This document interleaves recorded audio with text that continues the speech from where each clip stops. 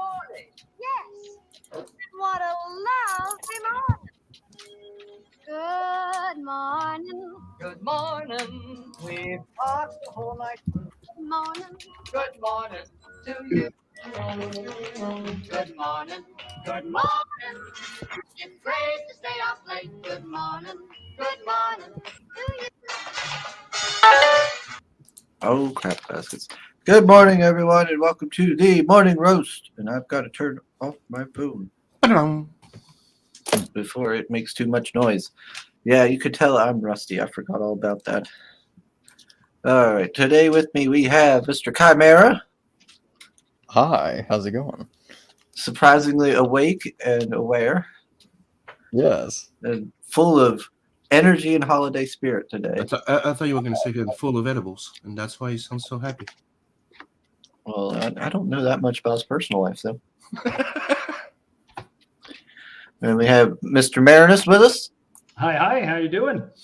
I'm more here for funsies and showing off comics, like floppies that Soul Iron likes so much. So, Yeah. So get ready, Soul. Get ready for another hour of Sim and Marinus back and forth with their books. Yeah, hard versus floppy. Yep. Wonder what wins. And the main man of the hour, Mr. Sim.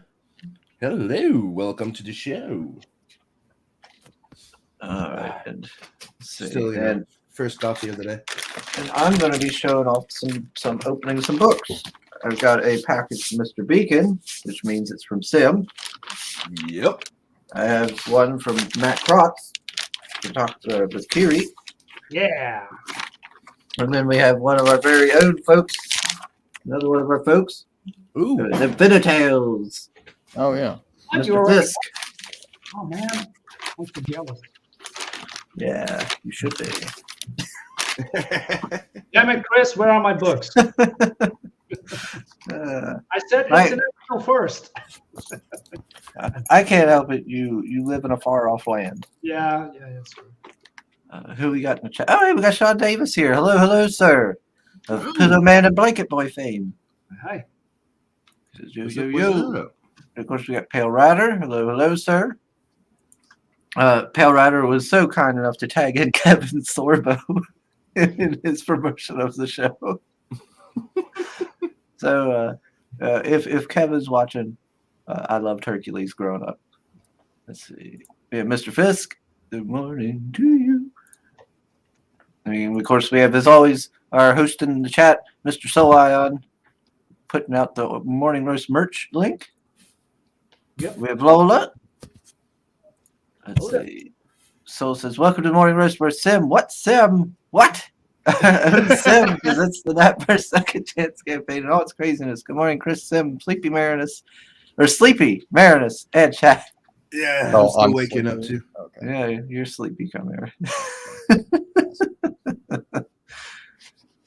Well, we got Johnny Cage and tried to take Chris out, but nothing can stop that man. It must be talking about Mr. Fisk. Yes, called Fisk. Let's see. I wonder if he unboxing.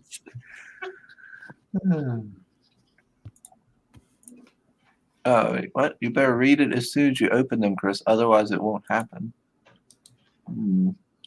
Mr. Fisk says to Marinus, every perk was shipped out on Monday. You should have received tracking numbers. Look at that. Mr. Fisk right on the ball. Well, since Mr. Fisk is here, I'll go ahead and start by opening his. Yeah, I got it. I got it. You see, we've got the fancy across it. That's so nice. Always makes me not want to open them. To damage the cool looking stuff on it. Yeah.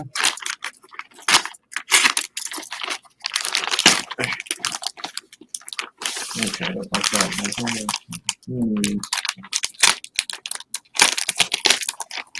Oh wait, I should mute myself.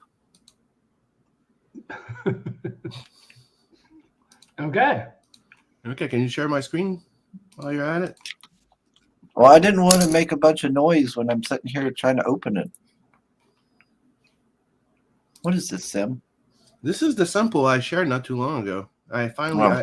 I got the sound. I got the theme song from that from Natverse, and I shared a sample yesterday. So here it is.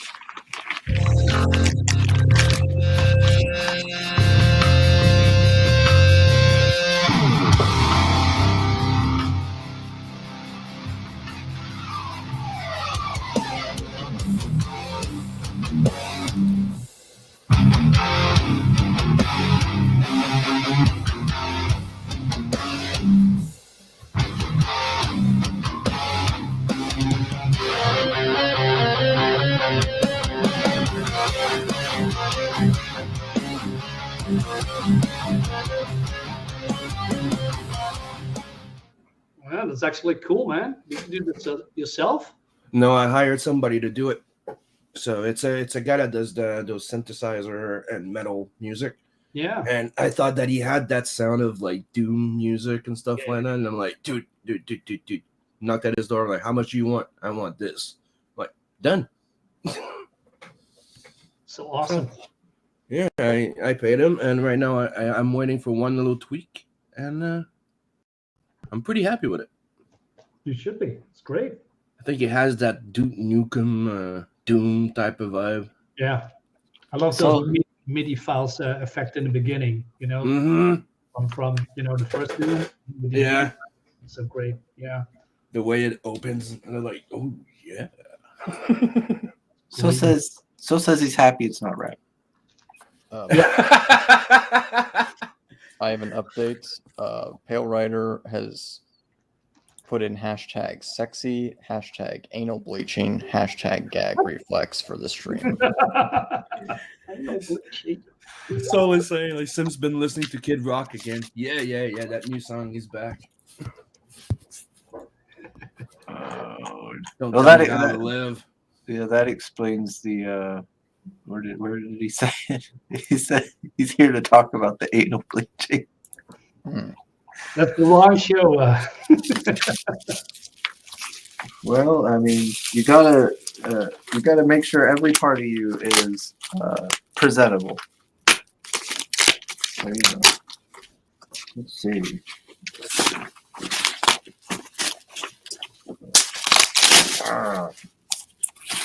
Too much bubble wrap. Ooh.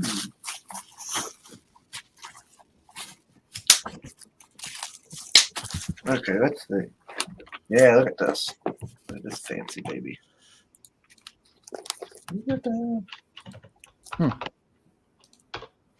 Does everybody get that little funded with Indiegogo sticker Yep. with their projects? That's neat. Mm-hmm. See, it's got like it's a book. Oh, I really like this. It makes me think of like old school, like the old school, like big video game collector's edition Yeah, boxes. that's what I was gonna say. Yeah,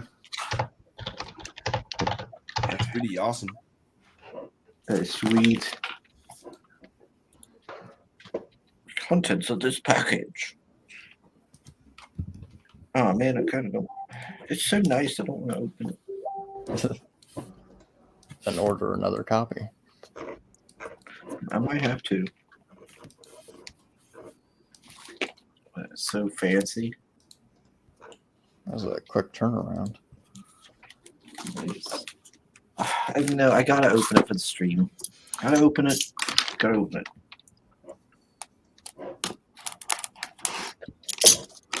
Yeah, but wasn't it already done when he came in? I believe so.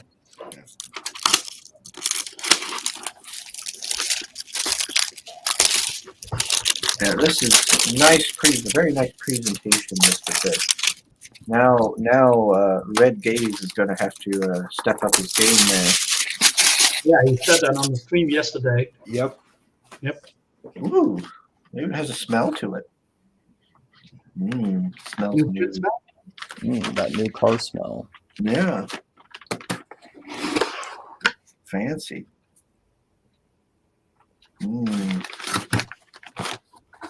Let's see. Oh, we got a smaller box. Ultimate everything bundle thing here. A little smaller box. A little Infinitail Chronicle sticker. Got this here. Nice. Oh, look, it says 2 sugarfish. Yeah, sweet. And we got the book.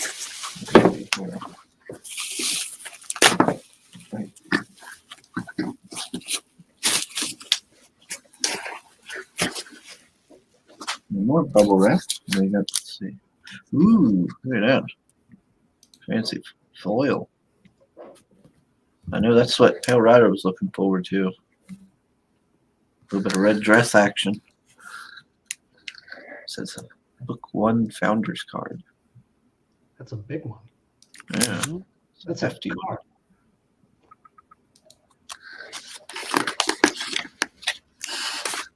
And there's the book itself.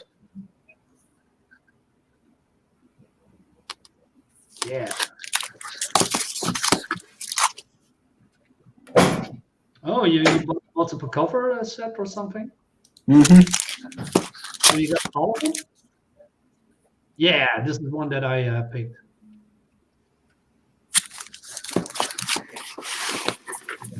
It's in this little box here.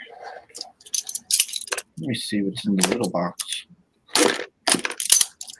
I can't remember what all I got with my tier. I just remembered I think I got one of every cover. I got other things as well. Oh yeah, look at all these little things.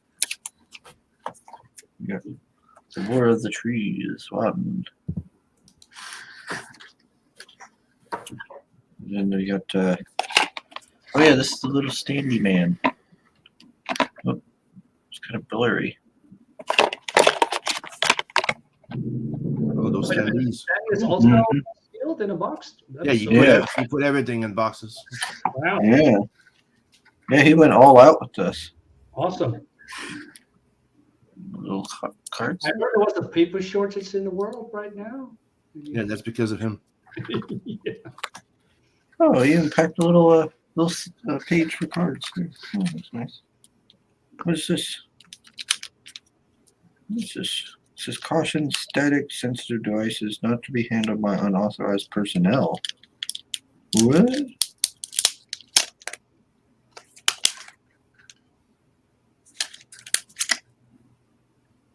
Tap NFC card to upper back of supported smartphone. Oh, it's some fancy card. There's a little card in here. It's some sort of fancy card that you put up to your smartphone and does things. The NFC digital edition. What? NFT. Yeah. This is NFC. NFC. Mm-hmm. It says tap NFC card to upper back of supported smartphone or tablet and download files. I guess that's where the digital edition's in. It's in this card, I guess. Mm-hmm. Neat. It's the Chad version of the NFT. The NFC. Non-fungible channel. Okay, put all these back in there. Make sure I don't want to damage any of this. Go like that. That's fancy.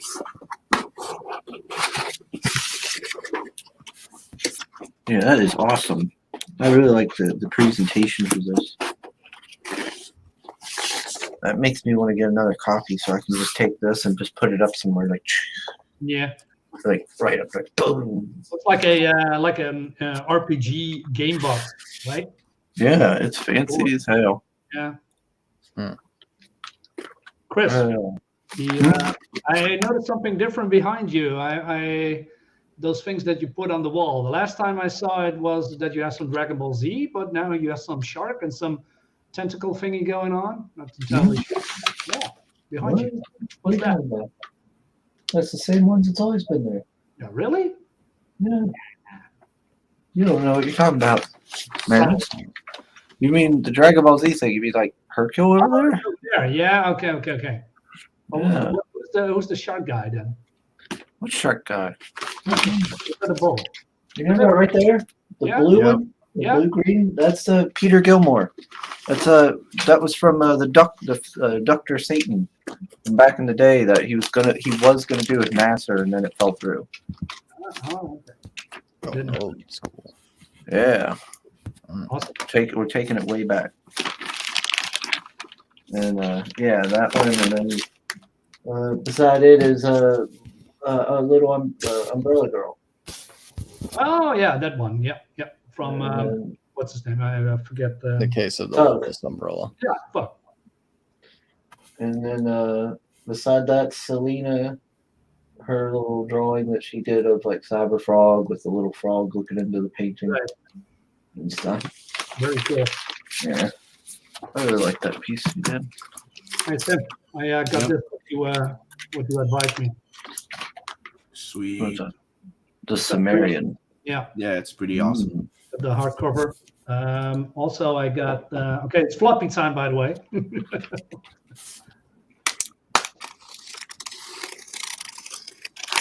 Because this one, are you still opening shit? Oh, wait a minute. Then wait till you're done. I've still got like 2 other packages. What are you Oh. talking about? Shit.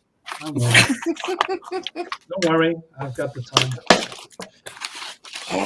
It's time for the unpacking. Let's see. Yeah, this is what's this one from? Oh, this is from Sim. Oh, it's okay. I just throw it over your shoulder. Yeah. Wow, it's just this. That's Tim. Hold on. I'll go through that one. And we move on to the next one here. I'll get back to this one. No, Lola says, y'all have a great Friday. You too, Lola. Already Friday? It's Friday, Friday. No, don't. Dude, it's it's weird when you have like very long, like hard week, but time just flies by. It's like I had a really long week, but it flew by. Let me see. Actually, that's a good week, right? Fisk says, thanks again for backing the project. Oh, no problem, Mr. Fisk. It's a great looking project, and you really went above and beyond with the display and the presentation. Mm-hmm. Kudos to you, sir. Let me see. We've got. Oh wait, I gotta go full screen again. So we've got it came in a Gemini mailer, and we have Tales from the Nightverse. Nice. Yeah, this Kuzov cover. There's only 100 of those. And there's some goodies in the back. Mm-hmm. That sketch card.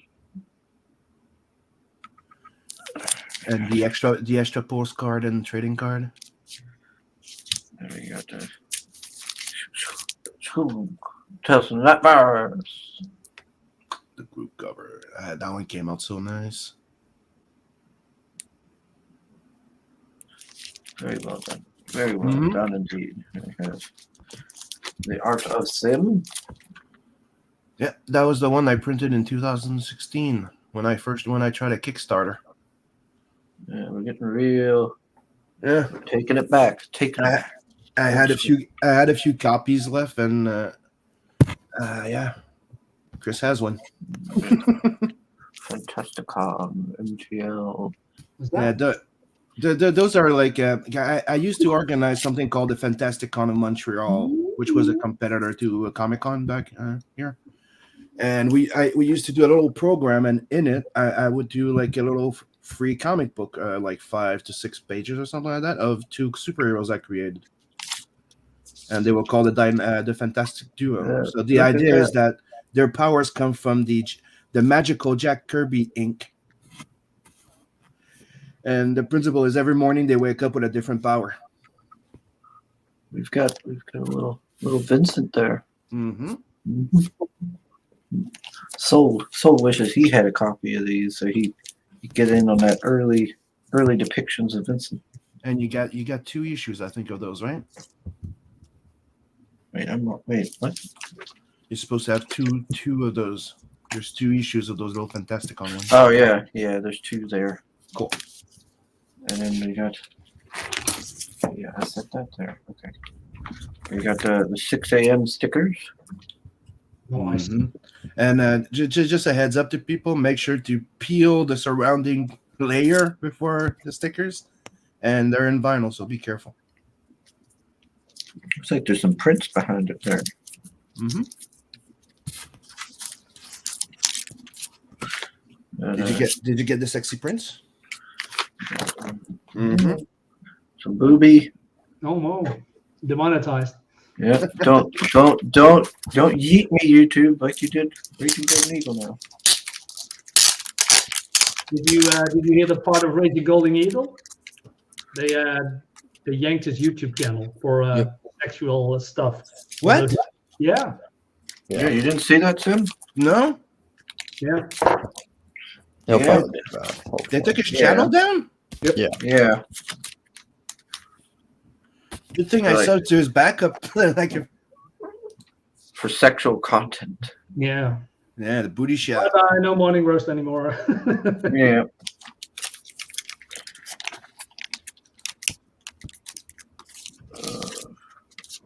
Okay. And if you missed Yeah. out, good, it's time to go back tell someone an address on the second chance campaign. Mm-hmm. But you will not be getting those free little extras with it.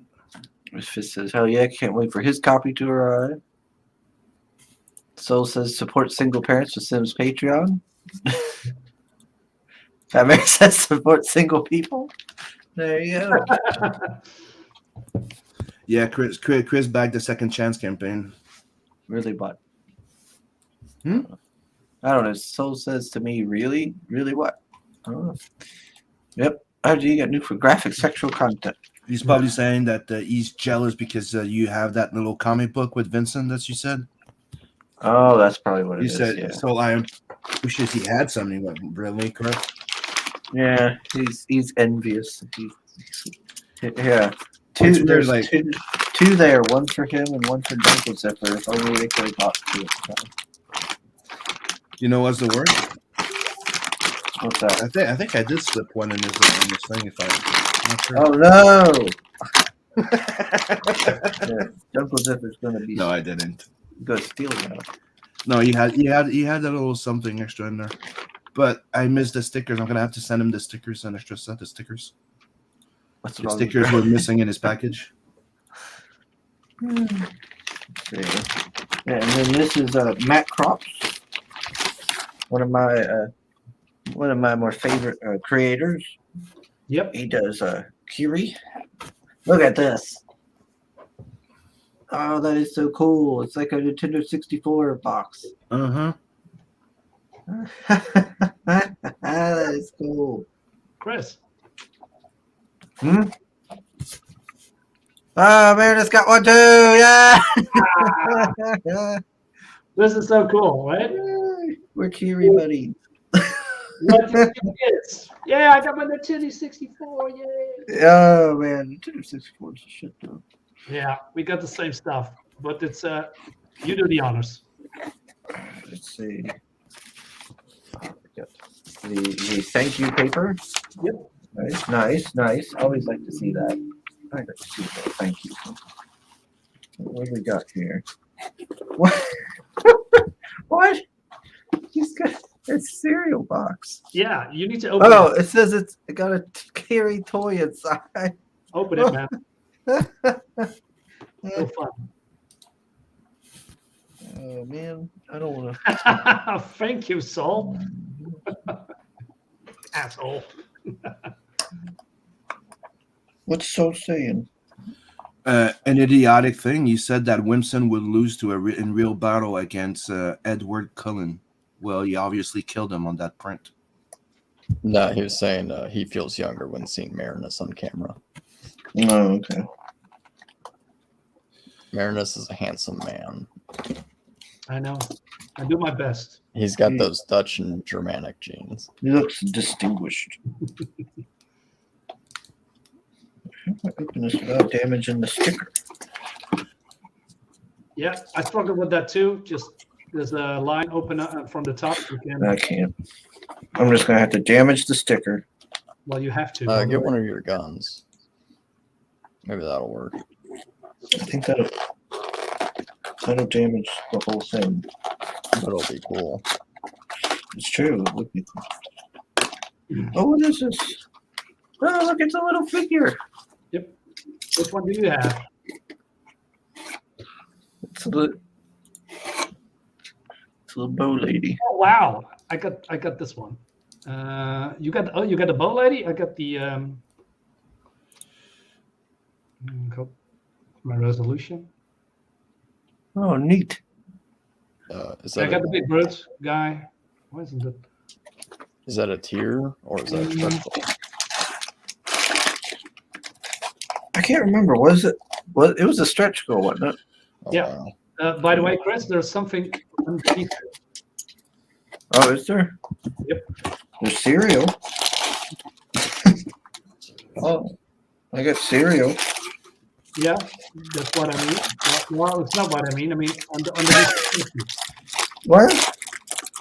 Underneath the cereal? Yeah, no, underneath the figurine. What? Does it say cipher key AX? Oh yeah, for the Rubicon. Yeah. Oh look, it's like a little cozy. It says Yeah. Rubicon Club Kiri. Oh, and it's got the on it. Keep your stuff warm. And I want the bow lady as well. Okay, let's see. What else do we got here? Look at that presentation. Yeah, Matt went all out with this one. I really took so much time to wrap it all up and do it in a very fun way with the cereal. Yeah, so far he has not disappointed with his presenting. No. There's also some magnets in it. I've been yeah, every time I get something for Kiri, I've been quite happy with it. Yeah. Presentation wise, and unlike what Johnny said, I have read the Kiri books. Yeah. How to use your Kiri cipher box. There we go. Oh, by the way, you got a mail from Matt. It seems that the cipher is not very correct. By the way, he made a mistake. It's not correct. Yeah. That's the whole point of a cipher box.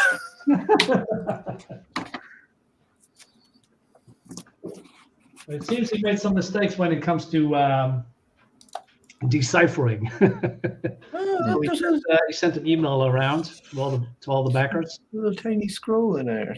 Yeah. I'm not gonna open it. I don't know what it. Well, open it. No.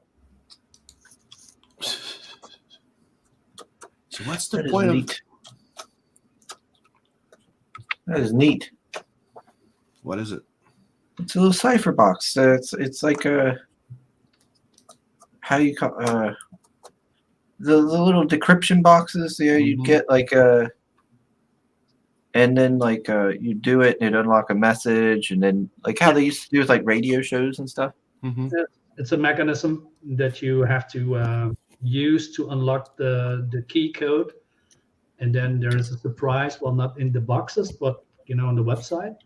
But it seems that the things that he needs to do it is not really correct.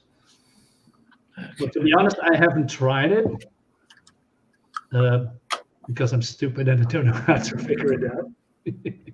The cipher key is AX, so you'd have to turn it to AX. Let's see, where's A? And turn the box to X. All right, come on. There we go. And turn it to X. So, there we go. And I should set the key up. I don't know what I'm supposed to be looking for though. Well, you have to read the scroll. Then I gotta open all that. No. Don't want to do that. Damage it. We got the Rubicon Club. Okay, here we go. You got the sketch? Rubicon Club. Yeah. And I got the female That's a one. nice patch. Sketch. Yeah. That patch came out nice. Yeah, it's really good. And we've got Oh, you got the olive foil hologram cover. Nice. Yeah, he's been following that series for a while. He really likes it. Mhm. Oh, I just read it today. All two of them. It's really good. Yeah. Really cool. Yeah. Yeah, I got Kiri when it came out. Yeah. When it first hit, the first Kiri book hit, I got it. I was really into it and had Matt on and everything. Yeah. Let's see. I had Matt on a couple of days ago, on the stream, but he was streaming through on his way home, and he was in the car, and then the stream, he just jumped out, and I thought, oh no, maybe he got an accident or something, and it Mhm. said later to me that that his battery died. Well, yeah, that's a relief. Yeah. Oh, what's up, Mark? Oh, hi, Mark. House, and Mr. Edwin the Ace is also in the house. Let's see here. We also have Ace, yeah. Yeah. Man. Lots of good boxes, lots of good packages this time. Right. Lots of good presentation, real fancy stuff. Yeah. It's just something different than just a Gemini mailer, which I'm okay with that too. I love it when people just going all out and do something different. I mean, it's just a bit of a thank you or towards the backers, I guess. Something extras. Yeah, really good. Johnny says, "Boy, howdy! If Chris went through the trouble of reading it, it must be really good." Aw. Yeah. I've read more books than you know, Johnny. Mark, let's see. Did I catch up to the chat here? Soul says that's very creative merch. Yes, it is. He does a good job.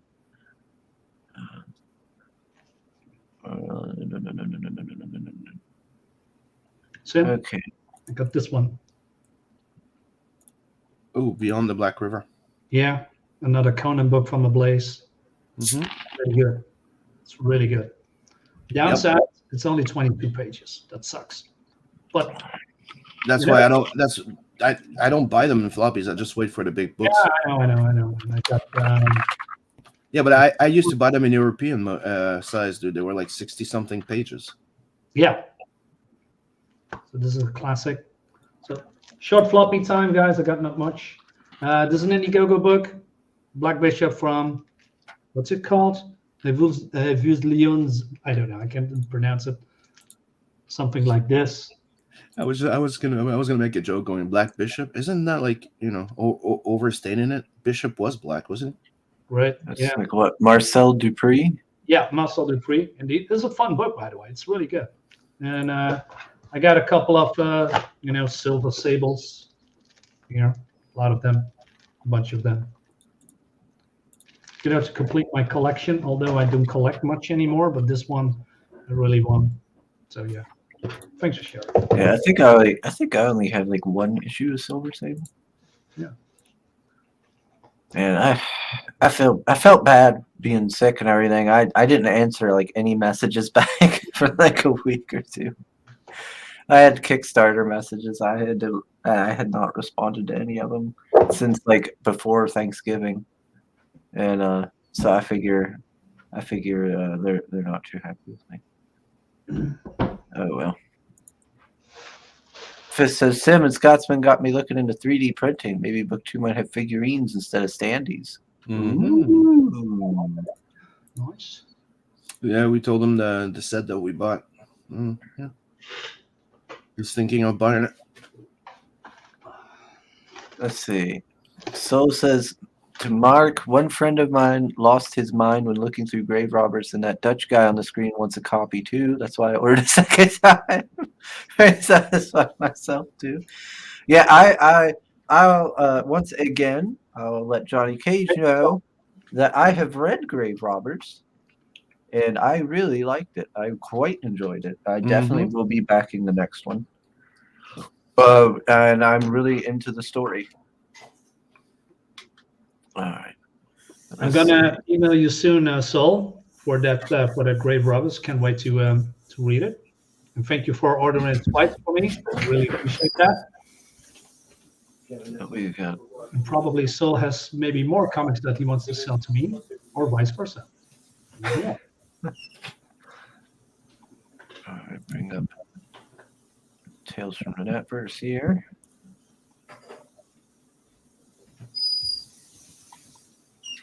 Nice. Ready. All right, let's see.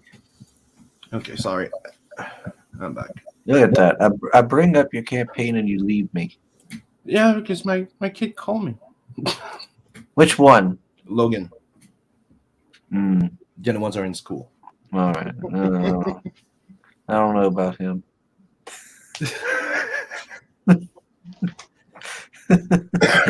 Yeah. So Sim, Yep. the question, right? So your comic is out. Yep. This is the second chance campaign with a Mhm. very cover. You raised $1,000, really cool. And after that, you are doing Netverse 2. Yep. Or- okay, and that is already in production, or I mean, done or halfway, or when are you gonna launch? I'm planning on launching in January. I already have like 30 pages done in black and white. Yeah. I'm already working on it. Mhm. The variant covers for this campaign already have 100 of each printed, so Really? the turnaround is going to be pretty quick. Like, unless I reach 10K, I don't have to print anything. So Okay. And this is more like a how do you say, a flash campaign or yeah, something like that? Yeah. yeah, it's only going to be like I planned. It's only going to be there for 2 months max. Like there's 1 month run, and after that there's tiers moving. Then after that there's one last month, and it's not going in demand. Awesome. So as soon as as soon as the campaign closes, fulfillment, and then I launch Tales from the Netverse 2. That's And cool. you can all go also go on the inkslayer.com website and buy Blood Hunt there and the group shot cover, because right now the cover that Chris showed there with the group shot Yeah. on this campaign, it's only available on the $100 tier. Big money. So if you go on my website though, you can get it for $30 signed, and you pay shipping. Yeah, you need to promote your website a little bit more, man. Why not? I'm not done yet. I still have a few things to tweak. There's a lot of cool apps that you can put on there that I'm trying to figure it out. Like right now, I installed like a something called the Inkslayer token.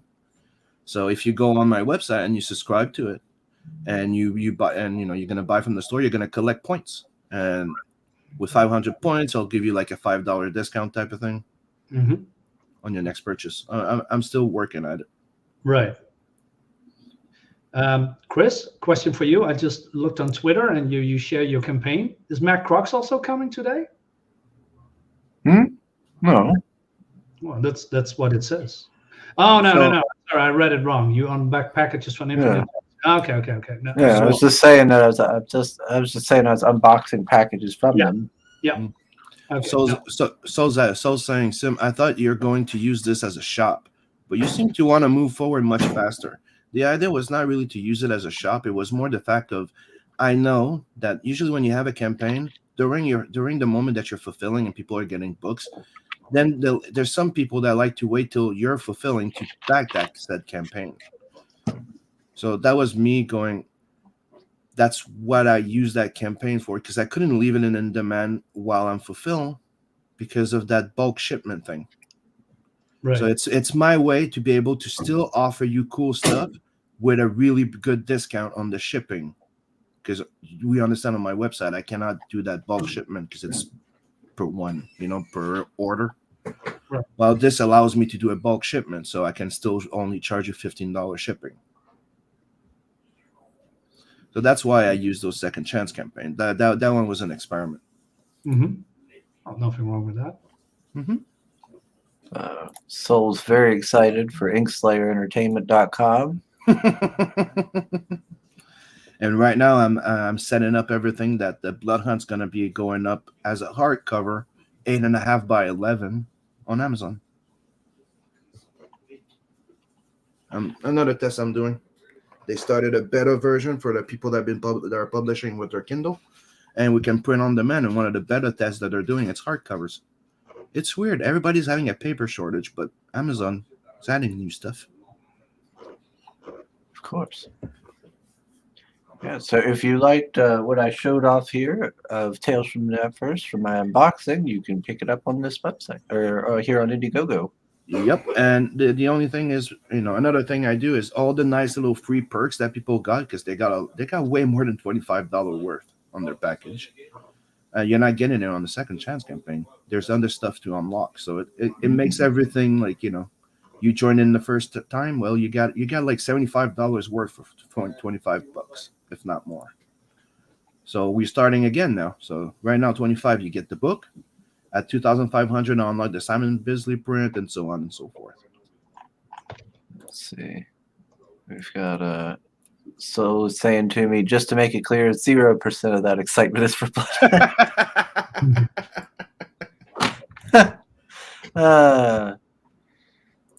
Let's see. So we've got the different covers. Mm-hmm. Really, Sim? $69. Yeah, I've been doing that every campaign because the first story I ever wrote of Nat in 2009 or 10 was called Planet 69. So it's always been a joke that I've been doing in Tales from the Adverse, and I also did that a while back with Bloodhunt. If you remember, there was a $69 tier, which was the sexy print tier. And we got. Let's see. So let's see. There's a sketch cover. Yep, the sketch cover they come either ink or penciled, but I spend as much time pencil or inks. It's just different rendering. The Biz. Yeah, that comes with original art. that comes with the fully load the full bundle. You have all the covers and everything plus the Bisley. And then the Full Throttle. Mm-hmm. That you get all three covers. You get the Here Comes the Boom print. You get the hold on. What else you get in there? You get the sketch card, and you get that exclusive limited print that I haven't shown yet because I haven't decided what I'm going to do. But which one I'm going to get, type of thing. Mr. Fisk says, also of note, Fairy Tale Chronicles #1 is in demand. That's right. Mm-hmm. That's right, friends. As Plago would say. Yes, I would highly advise going and checking out all the projects that I unboxed today because they all look magnificent. And you can bet your ass so that's going to happen. So it says it's feeling that he'll get shot in Blood Hunt 2, though, in the background at night.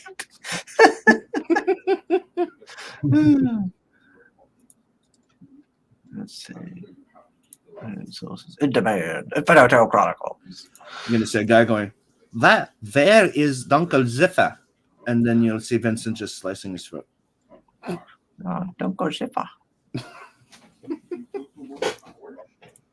Let's see. And of course, we have a digital option for the international folks. And you have Chris singing the song, Here Comes the Boom, ready or not? How you like me now? Boom. Yeah, fully loaded comes with a 9 by 12 inch art. It's technically 811, the side of regular paper, technically. Yeah. And you get the 2 prints, you get the sketch card, plus you get the 3 covers. All signed. Sim self-insert alert.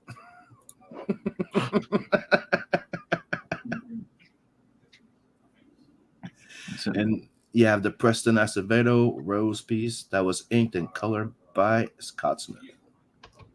And that came out really nice. Mm-hmm. Preston and Scotsman both do very good work. Mm-hmm.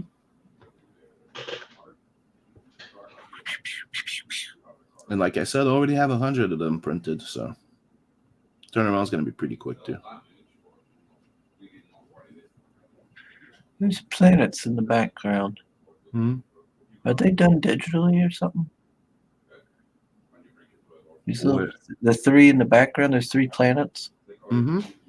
They look different than the art in the front. Technically, it's because it's quite simple. That one was hand drawn. The other one was circles, and he rendered textured them. Oh, okay. It's. Mm-hmm. I just noticed that it popped in. I was wondering. Let's see. That's a sample of the 5 stories you get in the book. And contrary of the first campaign, I have the sample of all the fully remastered stuff now. That took so long.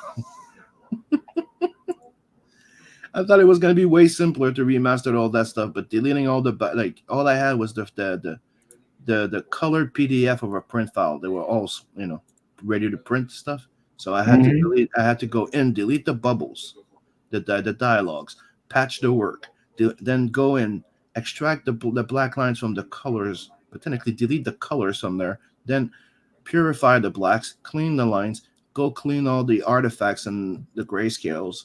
Dude, it was way longer than I thought, but totally worth it. Mm-hmm. We got the prelude. Mm-hmm. The only black and white story in the book, which is fully penciled. Miss Rose. Mm-hmm. That one is recolored by me, so I had fun with that one. Ulrika. With colors by Beacon from 7 Legions. Yeah, Beacon did a good job there. Yep. His colors came out really awesome. Then you have the Scots. Yeah. Which he made it look like it's a high-end anime movie. I love it. And here are the new stretch goals. So at 2,500, we unlock the biz. At 5,000, we unlock mini prints of the covers that you're going to get. They're all going to be signed on cardstock.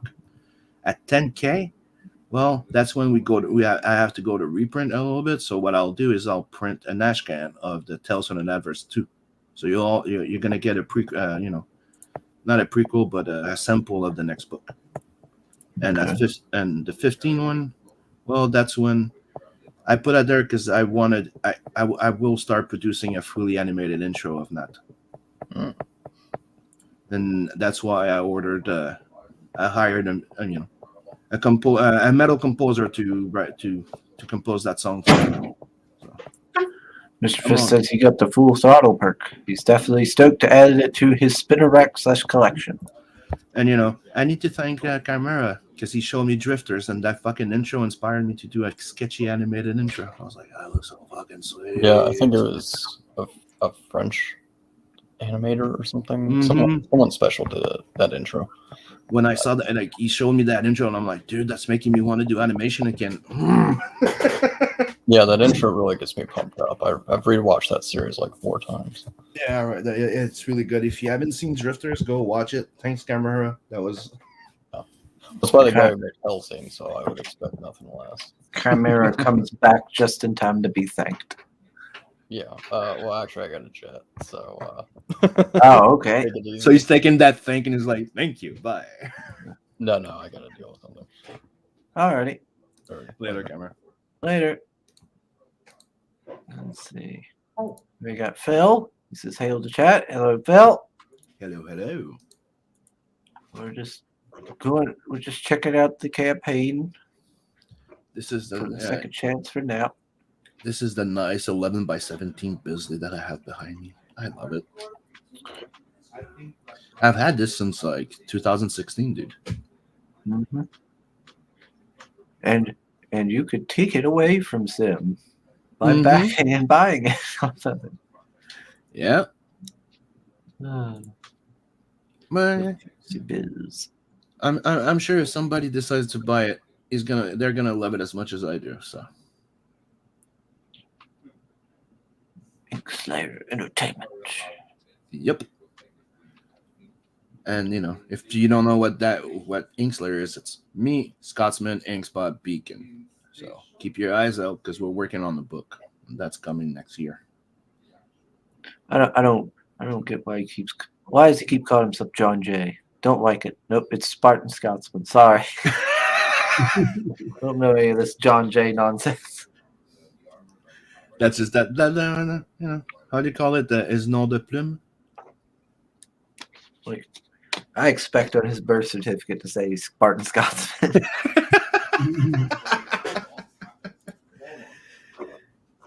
Yeah. That would be hilarious. Let's see. Mr. Steve Dye. But John Jay was he was like, oh, man, Marlowe. There you go. Sorry, I had a blank for a name. He was an ink assistant for Marlowe so he technically worked for DC, Top Cow, Image, and stuff like that. He worked on the he was the background inker on another thing with man, how did they call it? No, you had Robin and Superboy there. Teen Titan at the Titans, I think it was, wasn't it? No, Teen Titans. When they came back. Yeah. Sorry. I had a blank for a sec. I was like, I don't know. because I know they renamed them at a certain point. But yeah, it was Teen Titans when he was working on it. Hmm? With the new Superboy with the black T-shirt stuff. Who? Scotsman? Yeah. He was the ink assistant of Marlowe.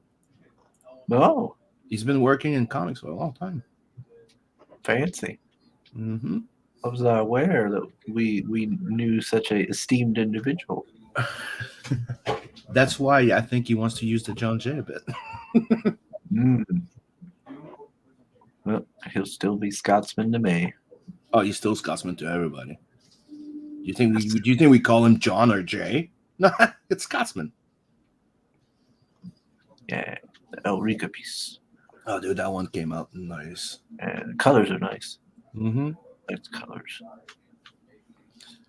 You know, I've been thinking like when I was looking at the printed comic, I'm like the stadium in the back doesn't show as much, like all the characters, and I'm like, I'm really, really, really, really thinking down the line to printed it in hardcover, large format. I think that book would really, really look sweet like that. What do you guys think? Like a deluxe edition hardcover? Mm. I don't know. Marinus, are you even listening? I'm still here. I'm still here. I just, yeah. Just ignoring Sim. No, I'm just listening. But, you know, yeah. And Ace told me that Elrica is one of his favorite stories in the thing. He really liked it. Oh, yeah? Mm-hmm. Nice. I got some pages. Mm-hmm. This is a different area. Like one of the things I want, I'd like you guys to notice is in different stories, you realize that there's very different worlds in that universe. Like the Federation is like a dystopian type of cyberpunkish type of thing with big buildings, tall flying cars. Then you have this place. That's more of a, looks like a sci-fi fantasy, like a Celtic type of world. And in the universe, it's divided by sectors. Each sector in space are a bit different. Like the flying cars, it's technically just the Federation that have that stuff. A bit like when you have Star Wars, you have Coruscant, you have all this. They all have their own different worlds. They're not the same. Right. One's more high tech. One will be more, sand and dunes. That's what I try to bring in there. Is like, and that one, you have more of a Celtic influence in the world, so it's gonna be like there's little dragons and stuff. That's why you said little dragon in the tree. No, Soul, I'm not eating a turkey. Turkey. As long as it's not boiled turkey, we're good. It's you know what this is? What is that? Drop mix? It's what's how you Americans call it? Lettuce? No, lettuce? No, Lettuce? licorice.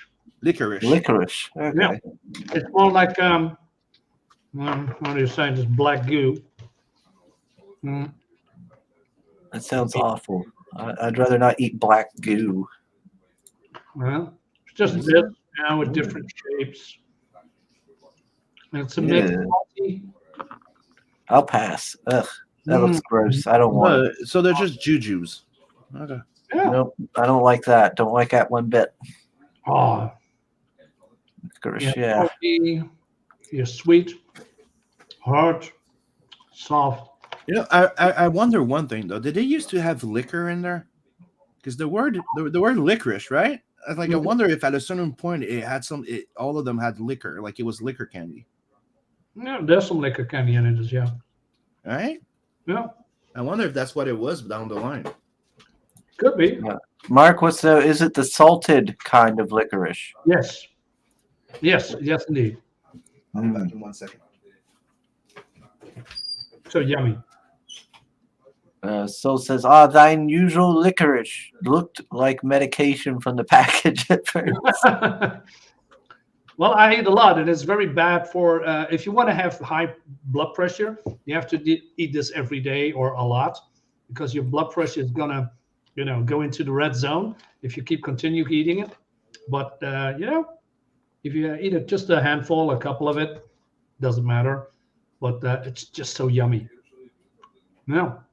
Mhm. Yeah, I'm not a fan of candy. I know.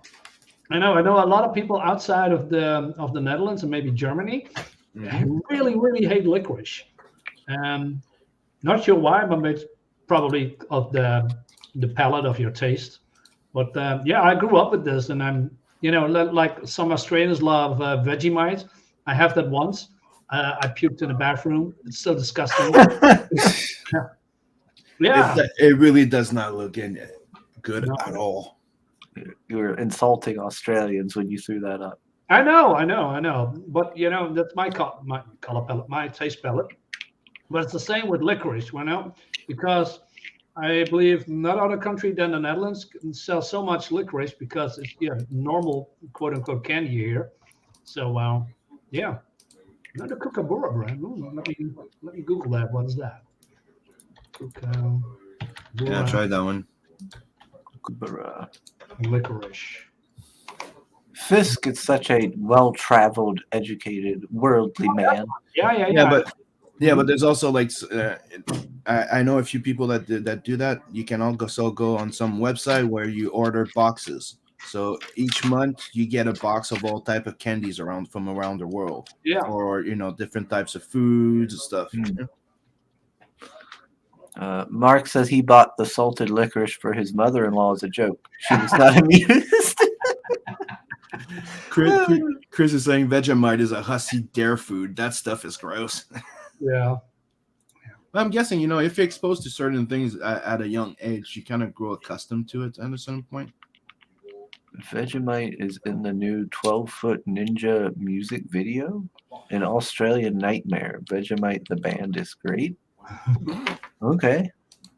What's this, Sim? Oh, I was just showing a sample from Tales and Adverse 2.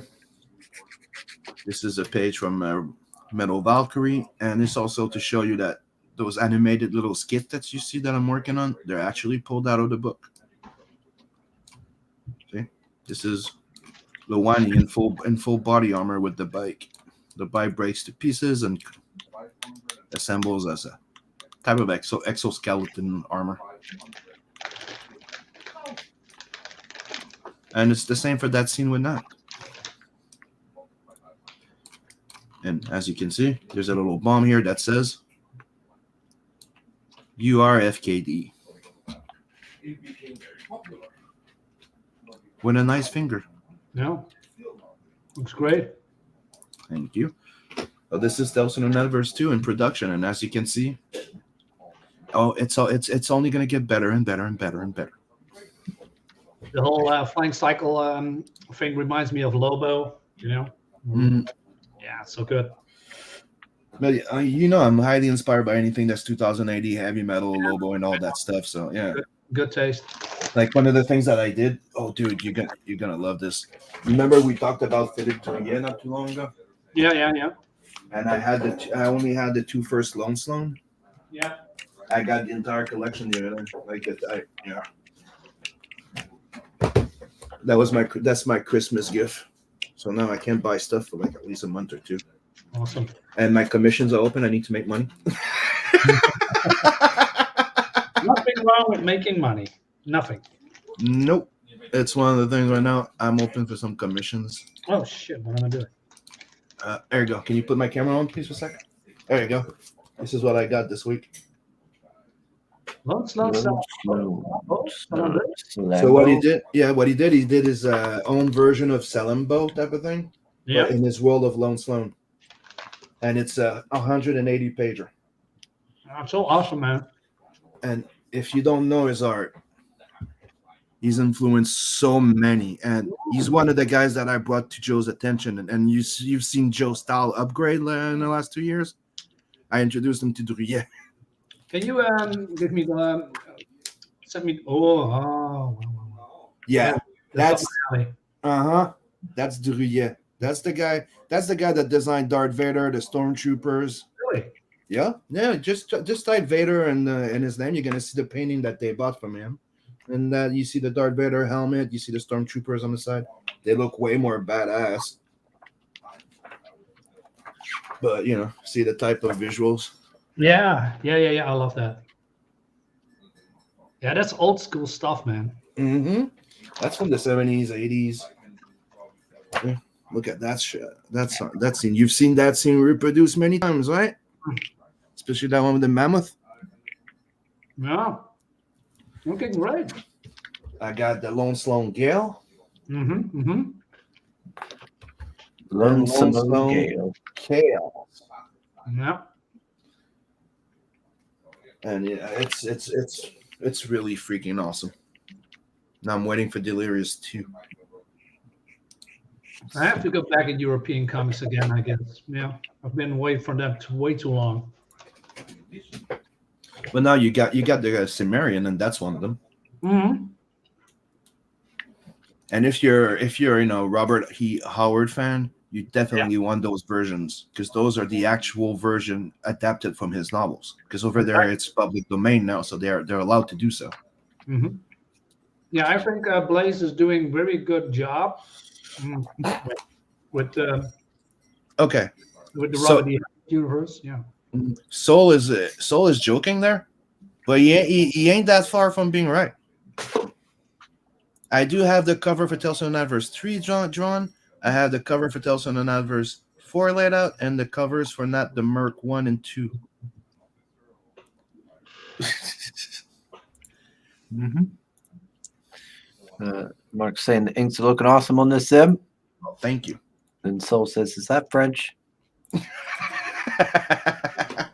Actually, the books that I showed you, they're French, but the versions I bought, they're English. They're available in English on Amazon. There you go. So, and Kev says, "Nice." Oh, Drouillet is freaking awesome. Hold on, let me try and find that image for you. Drouillet. Imagery. And that's the actual piece that they bought from him. I'm gonna nibble more of my candy. There you go. Oh, that one. Yeah, I recognize that one. Yeah.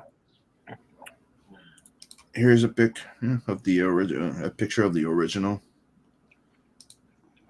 There you go. High res. This is the Vader, the original Vader design, and then you recognize the Stormtroopers. Yeah. So cool. Mm-hmm.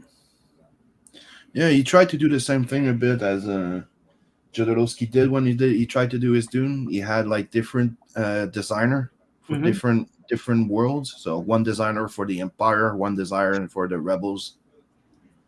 So that's why they kind of clash but fit. But yeah, Drouillet is an amazing artist. Check this out. Look at that monster there with the big armor. I hope more people from the US and Canada are looking into more European-like comics. They're really good. Yeah. Yeah, that's what I've been telling people. It's like there's not just manga and American comics, there's French comics. And you definitely, especially if you guys were a fan of Heavy Metal Magazine, check it out. Yeah, the French are, in going completely bonkers when it comes to fantasy, more like sci-fi. They're doing sci-fi really, really well. Fantasy also, but I believe the mixed sci-fi and fantasy, they are knocking out of the park. Yeah. Yes. Yeah. It's what they've been doing, and yeah. Here's another one. Yeah, Oh. that's my buddy. Mobius. Yeah, Yeah, they were good friends. yeah, I can see him. And no, Sim, you have also the But by the way, just before Druyet is also one of the original founders of Metal Hurlant, Heavy Metal Magazine. So, what were you saying? I was trying to say the book. I believe you had it in hardcover. I forget. Tale of the Time Birds. The Time Bird. Time Bird comic. Let me. That's one. Quest of the Time Bird. That artist. Yes. I need to. The Quest of the Bluebird. Yeah. Oh yeah. Well, we call it the Time Bird. But I also got the spin-offs. I haven't read them, but I got them all. I just bought them in one bundle, and at the same time, I had Quest of the Time Bird. You cannot get it anywhere anymore because it's all sold out. It's very hard to get by, but the art is so incredibly good. Dude, Loisel is a master. Yeah. Dude, he's the one that did. You remember that movie Pan that we had a long time ago? Yeah. That was inspired by his book. Mm-hmm. He's the one that did the mature version of Peter Pan, and the adult version that came from it. That was inspired by his book. Loisel is a master. Chris, can I share something of the Time Bird art? So it's more this one. Mm-hmm. Oh, wait a minute. So here, this is. I hope you can all see it a little bit better. Dude, Doodle Bag's style reminds me of his. Yeah, now that you say it, it's exactly true. Doodle Bags has a similar style. I always told Doodle Bag that you have a very big European influence. Because I do. People can get this book. This is the complete edition, hardcover, or even in normal cover. I highly recommend it. It's really, really good, and the ending is going to shock you. By the way, because of I'm not going to spoil it, but when I saw the ending, well, not really the ending, but part of the ending, I thought, holy shit, what the hell? Yeah, and it's this is the wraparound cover. That's one of the things that I love about the most that makes European comics and UK English comics, the British ones, different from a lot of comics that I've read in my life is they don't always end well. Exactly. They always have that, very mature themes, although the art could be looking like it's made for kids sometimes. It's just some kind of cartoony art and also have some humor in here as well that you think, hey, why there's so much mature stuff in there, but also very comical themes and humor in there that doesn't rhyme, but it really does its job very well. And it's I cannot praise this comic enough. There's everything in it: blood, gore, fantasy, high stakes, nudity. Well, somewhat mild nudity, but very fun characterization, weird creatures. I cannot recommend this stuff enough. It's really, really good. So, okay, I'm gonna stop right now here. So. See? Yeah. I got the same one. The big hardcover. It's pretty awesome. Here's another one that's good. The Guardian of the Macer. Yeah. By Frezzato. The Guardian of the Macer. That's freaking awesome too. Yeah. And the fun thing is always the art on the outside is also the art on the inside. Yeah. So if you see the cover, that's the artist. Yeah. Pale Rider wants to know when we're getting to the anal bleaching. Not happening. No. Marinus, I guess you're on that. What? Why should I do that? I don't know, because you seem the one that's, all shaved from everywhere. Well, that's mostly true, yeah. Just took a random guess. I like to take care of myself. Mark wants to know, has anyone read the Elric books? You think about checking that one out. Oh, dude, they're freaking awesome. Hold on. And I'm not kidding. Hold on. I have the 2 deluxe edition right here. 1 Yeah. and 2, Stormbringer and the Ruby Throne, and Yeah. I have the regular edition here. Yeah, I got the floppy edition. See, The screw Dream your City. We got the floppies. White Wolf. Yeah, I need to have that hardcovers as well. Yeah, Elric is so good. Pretty good, man. Yeah. From what I've, because I didn't read the novels, but from my the people that I've known that have read the novels, they say it's accurate and it's pretty goddamn good. It's the best adaptation ever freaking made. The interior art is also like, wow. Awesome. Yeah, do more. You won't be disappointed. Mr. Fisk saying, don't forget the CGUK fellows books, Merry Boys, Rattle and Roll, Twisted Fairy Tales, and the Adventures of Taylor in Outer Space. Yep. Mr. Feed's with us. Was that? Okay. Hang on, Mr. Feed. Oh, yeah. That's pretty good over there. I believe he was talking about his the stuff that happens in his comic. I'm not entirely sure. I hope so. That's what he means. So I hope. I hope Me so. too. I mean, otherwise he's got pretty messed up hobbies. Yeah. Let's see. Ripping and pillaging. COVID Kev says a lot of bittersweet endings in UK comics. Yep. Also, I mean, I read a lot of indeed 2000 AD. You know, Metal Hurlant. Well, that's not really English, but 2000 AD stuff. Yeah. You know, like the story sometimes ends well, but doesn't always end well for the main character. You know. Yeah, you should, Mark. I mean, it looks really, really cool.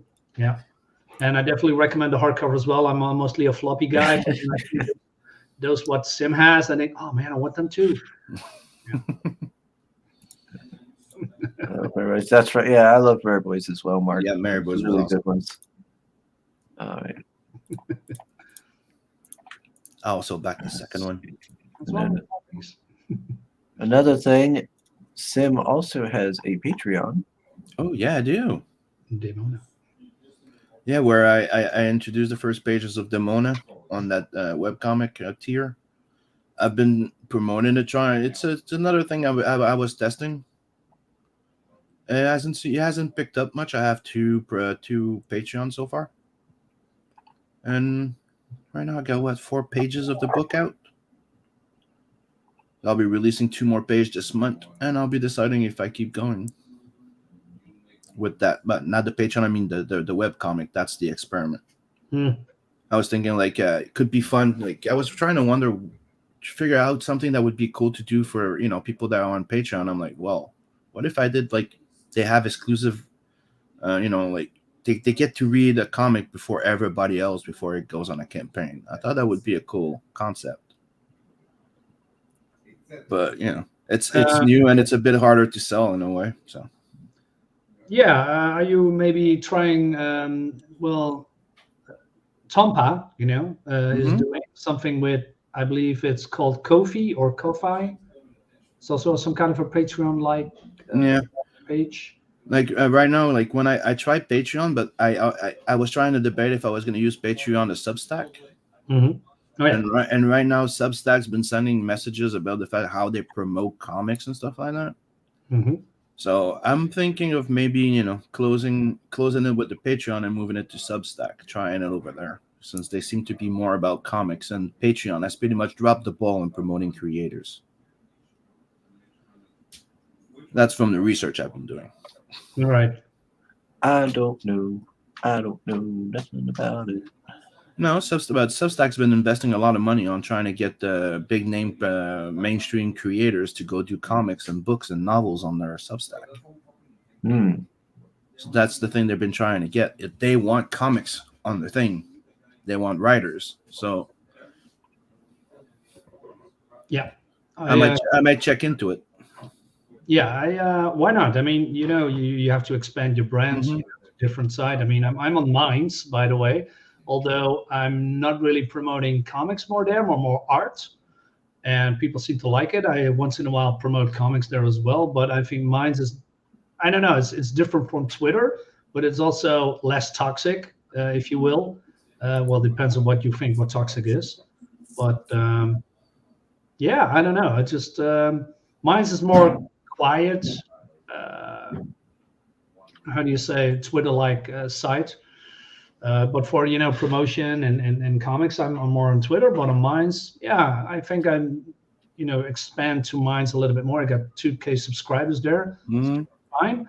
But yeah, I'm gonna try it out more. With sharing projects. On Indiegogo, Kickstarter, and whatever. You see, Indiegogo, of course. my plan with the webcomic there was to do like the first 20 page of the Mona, and then release the old Wolf Dragon story that I got back. Yeah. So it was gonna. It's an ongoing thing, but I think that the people that our readers here, the people that we have, are mainly for crowdfunding or buying Yep. direct books. I'm still the webcomic aspect is a bit not as popular, you could say. Mm-hmm. So that's why I was trying to do the exclusive webcomic, like a members only type of thing. Yeah. Not everything's a success. We test and we try different things, we learn and we upgrade. Yeah. Like right now, I'm also thinking of maybe doing that on the Inkslayer website directly with a membership. We'll see.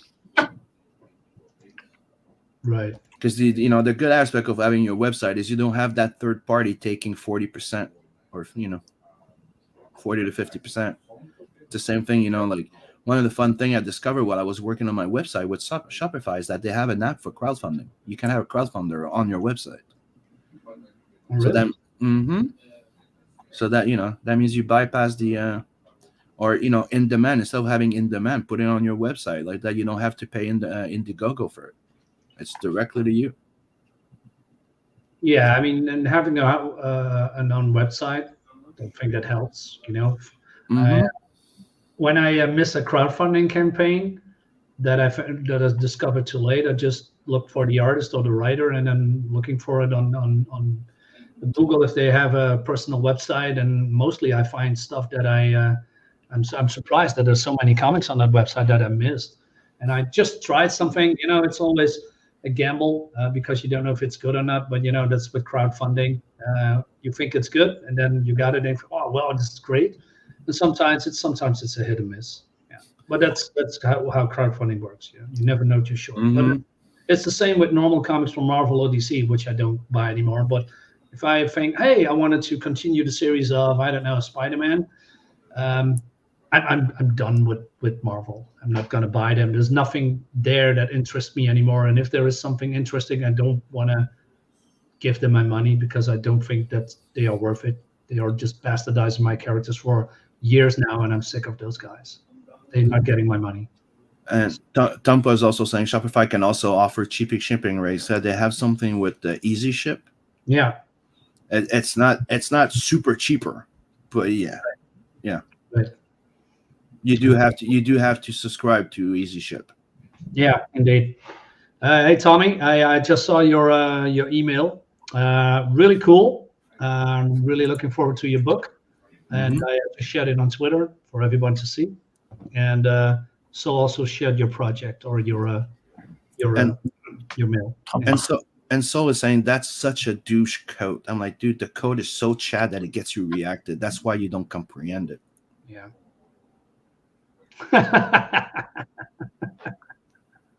I never gives up. Never. Let's see. He goes, who would take you seriously looking like the god version of Riddler? Blood Hunt. I'm like, come on, he looks more like the Joker than the Riddler. Come on. Let's see. Tony says Shopify can also offer cheaper shipping rates, and he says you can connect Printful directly to your Shopify or Etsy account for merch, so you can POD shirts. Yeah, that's what I did. Right now, I'm setting up the t-shirt, the cap. They have baseball caps, shoes. You can do a whole bunch of shit. So right now, I'm working on the design, and soon they're gonna have the Inkslayer baseball caps going up, the t-shirts, a whole bunch of merch is gonna go live. I'm just working slowly at it. But yeah, you can also offer you can have a little bar on the top there, so you can go like if you buy for $100, you get free shipping. So they'll go like every time they buy something, do a counter. There's a whole bunch of stuff you can do with Shopify, which is pretty awesome. Yeah. I didn't know shit about it, and I got into it last weekend, and I have a website, and I'm really enjoying it. Very cool. And like I said, I've been also checking for putting books on Amazon with print on demand. Oh, does that work? That's what I'm working on right now. We're editing, like we're still formatting because we have to get used to the tool that they're having. And right now, the first test is going to be Blood Hunt. It's going to go up on Amazon as a hardcover, 8x12, 8.5 by 11 inch. So technically, like heavy metal magazine size. Like the same size as a deluxe book that you would buy from the main shop. Tommy says Shopify is good for Facebook ads. Amazon is good for Amazon ads. Nice. I got a package. Ooh. Postal from the US. And I don't know what it is. I have to open it up. So let's do a live unboxing.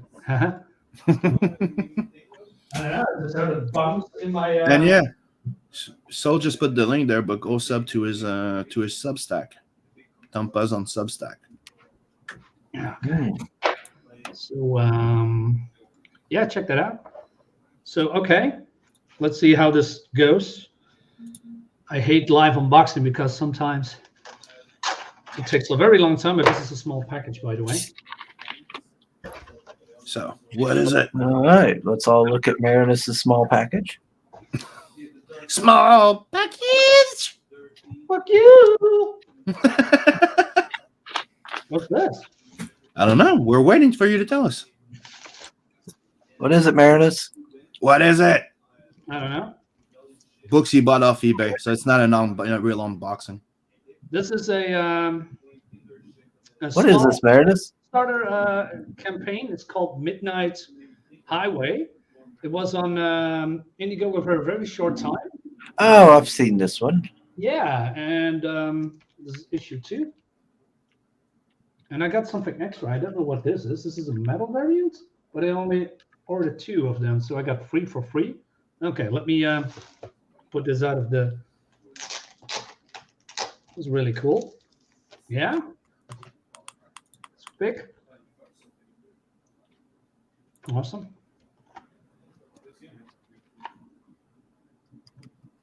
Yeah, this is some kind of horror comic or something with the guy that rides on the freeway. But I really like this cover. Look at this. Awesome. And I got some goodies. So I got a maybe this is a variant, I guess.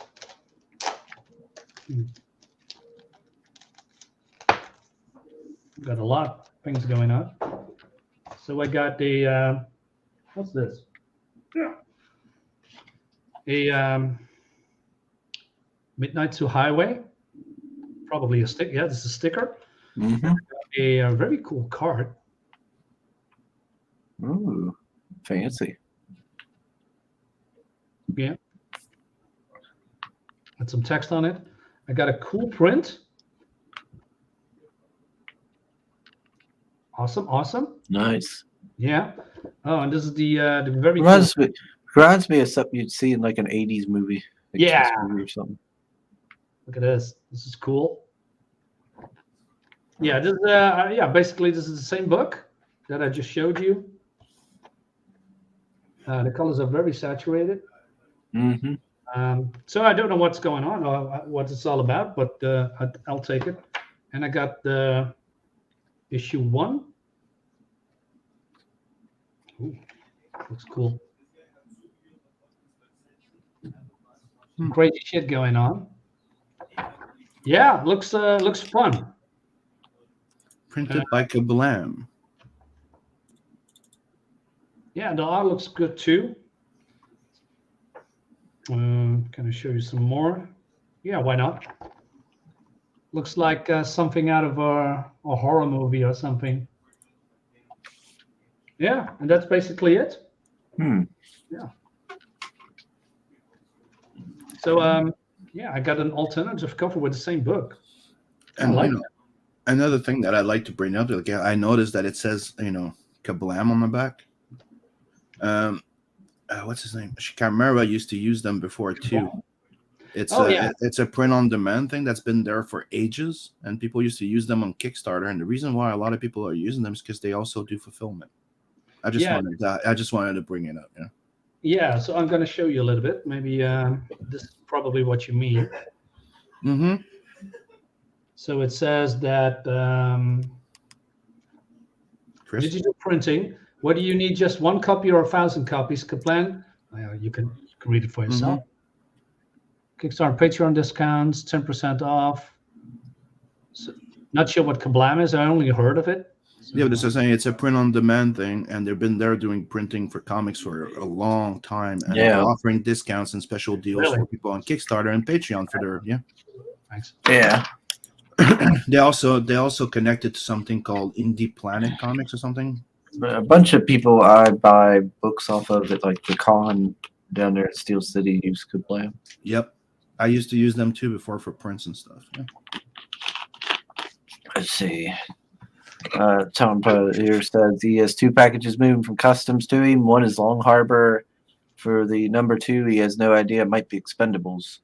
Did you ever get your Expendables, Tim? Yeah, I got mine. I got mine last week. Oh, that's good. And Tom was putting down the Kids and Monsters link. Going through the chat. Creators Outlet says, man, you can buy some comics off me. Yeah. Saul says, you got the Sacred 6 omnibus? No, fuck you, man. Fuck Sacred 6. Damn it. What the fuck is Sacred 6? You Dude, want to know? We gotta get Sacred 6, Meredith. Fuck off. Fuck that series, man. It's from Dynamite Comics. I bought all 12 for review purposes, but it's more buyer's remorse. It's one of the most terrible comics that I've read in my whole life, and it's been written by what's that guy from? Oh God, Christopher Priest. Christopher Priest. And I thought, oh man, I heard so many good things about Christopher Priest. Well, that book is only about racism, but then the fake racism that we hear about it from the last 5 years. Because black people are victims and white people are supremacist stuff. Mm-hmm. That kind of fake racism. Yeah, it's sickening. Yeah. Yeah, it is. It's fucking annoying. Yeah. So It's like let's fight racism with more racism. Yeah, let's talk about racism because of racism, and let's be racist about it, and let's be even more racist about it. It's like one of the things I like to highlight.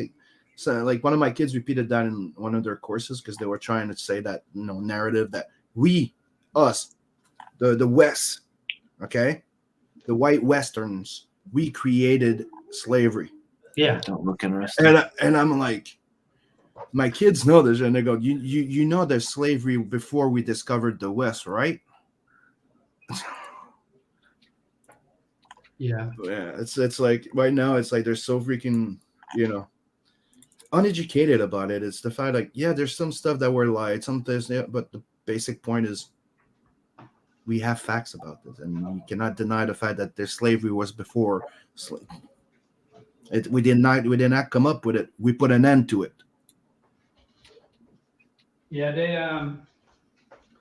well in that comic, that trash, they talk about vampires and some monsters being how do you say, prosecuted and being victimized, and they're using words like bigots, the whole spiel. So what I got out of it is more like, oh, we use modern day politics and we put it in a comic under the guise of vampires and monsters, and of course the bad guys are always white. So yeah, no, that's Secret Six is a trash comic. Don't touch it ever, and the art is horrible too. So that was my rant. Tomba's like, one could say that Babylonians were white, but they're trying to say that they were black. But the thing is, to me, it's kind of like, what's the fucking point? Yeah. Like, it. If you think of anything in history, like just take it, like that Tepe or whatever it is, right? There's a point in time where there's people that started from nowhere and agriculture started, and then a whole bunch of people united and started building cities. So it's uniting. It's not division that helps grow. Right. Okay, it's not black versus white. It's not whose shade is what.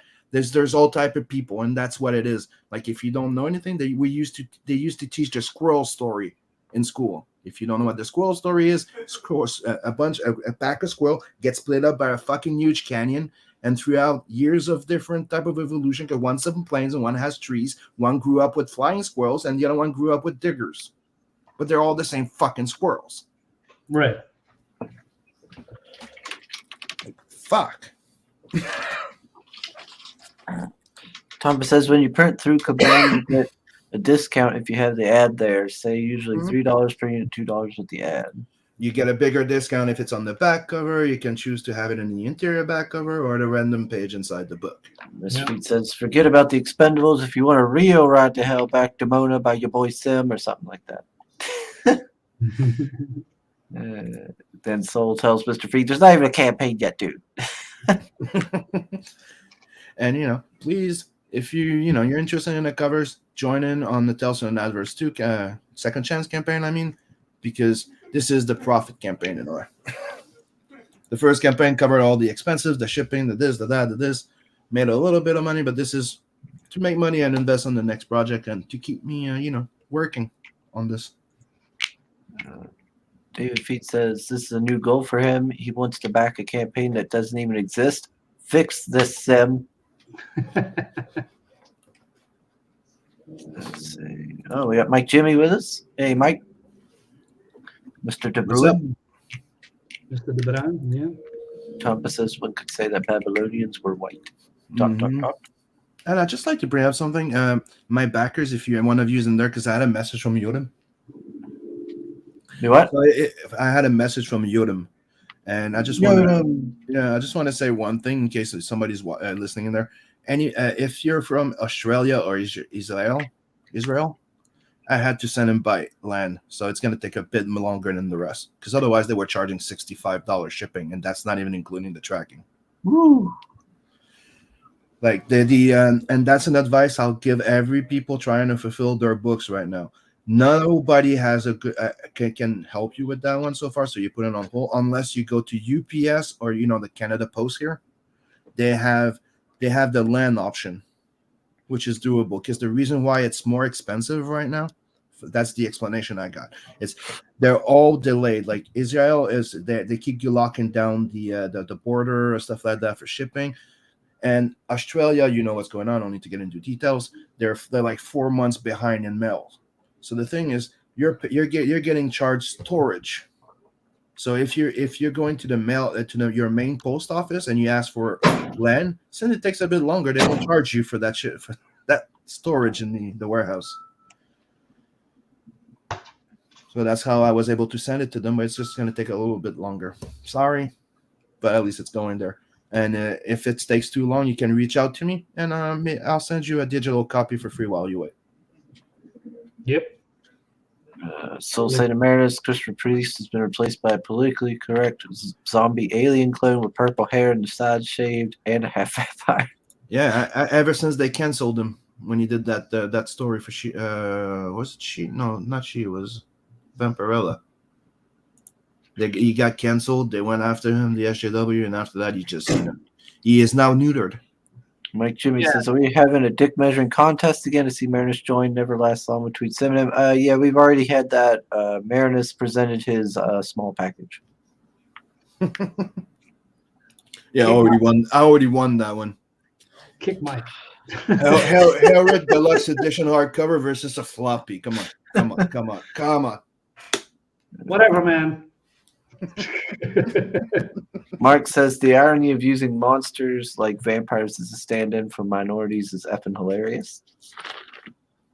Let's see.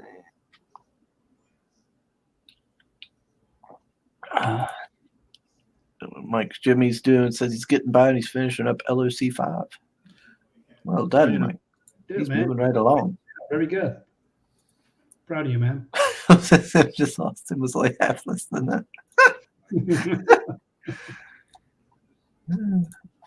Tom says, yes, joking. There's no real productive value with the criticism for criticism's sake. The stuff now is just lazy argument tactic will go out of fashion in a few years. Yeah, I hope so.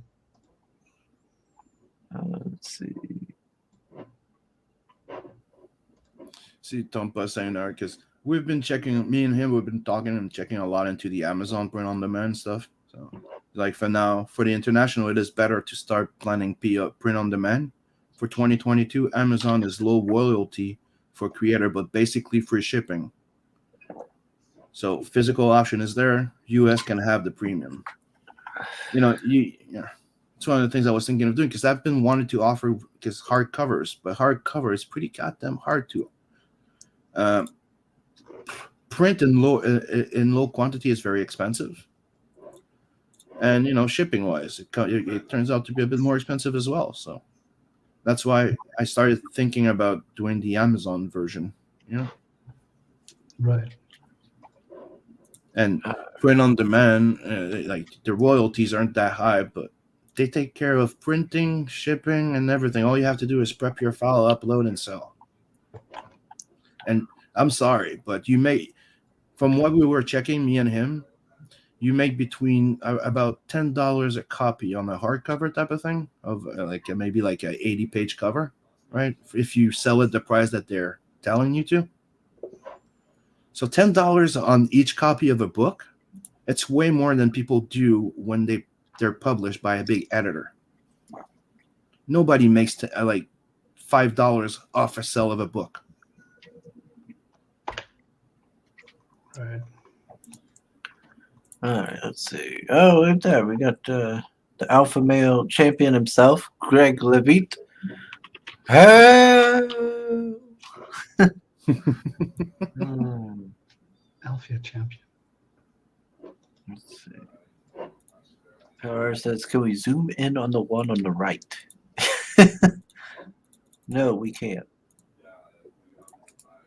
No, I have no way of zooming in on the one on the right. I'm sorry, Pale Rider. He wants to zoom on the one on the right?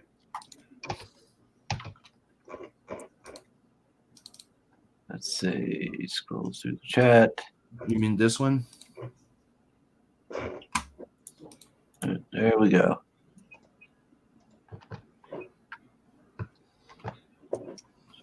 Here's a better version of it.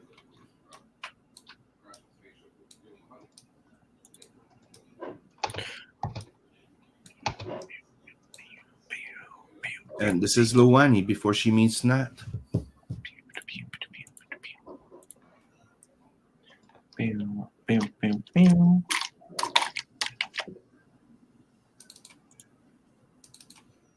And here's the other one.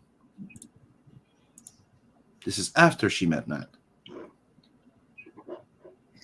And she's free from being in the service of the big boss of Planet 69. Before that, she was a cute, innocent girl.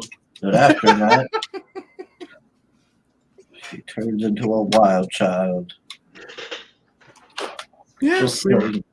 Just say no to Nat, everyone. Yeah, well, Nat freed her from being enslaved to the big boss. So I don't know if you like slavery.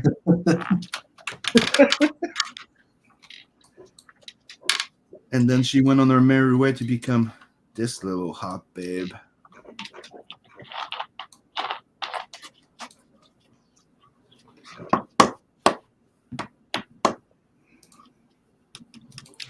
Yeah, Delson Levers, Susan Pride, and launch. Everything going well. It's launching in January.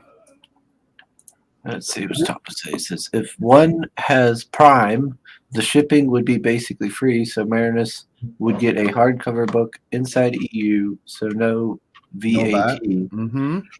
It pays just the book, and Sim gets around $10. Yep. Yeah. Which is kind of wild if the book is not Sim's.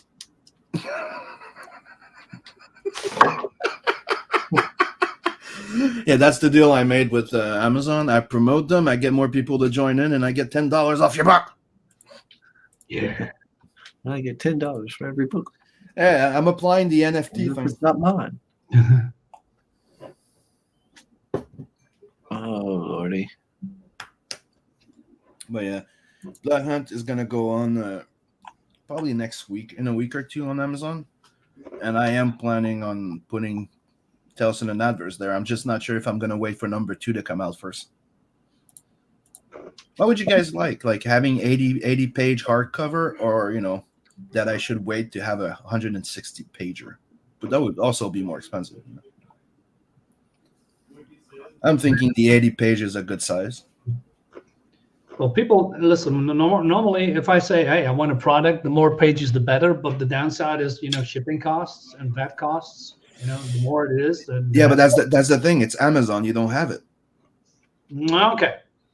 Like if I go and put Telson and Adverse right now, right, or Bloodhunt, you go buy it on Amazon, you don't get that tax. You don't get that. So you especially if you're Prime. If you have a Prime membership, every shipping's free.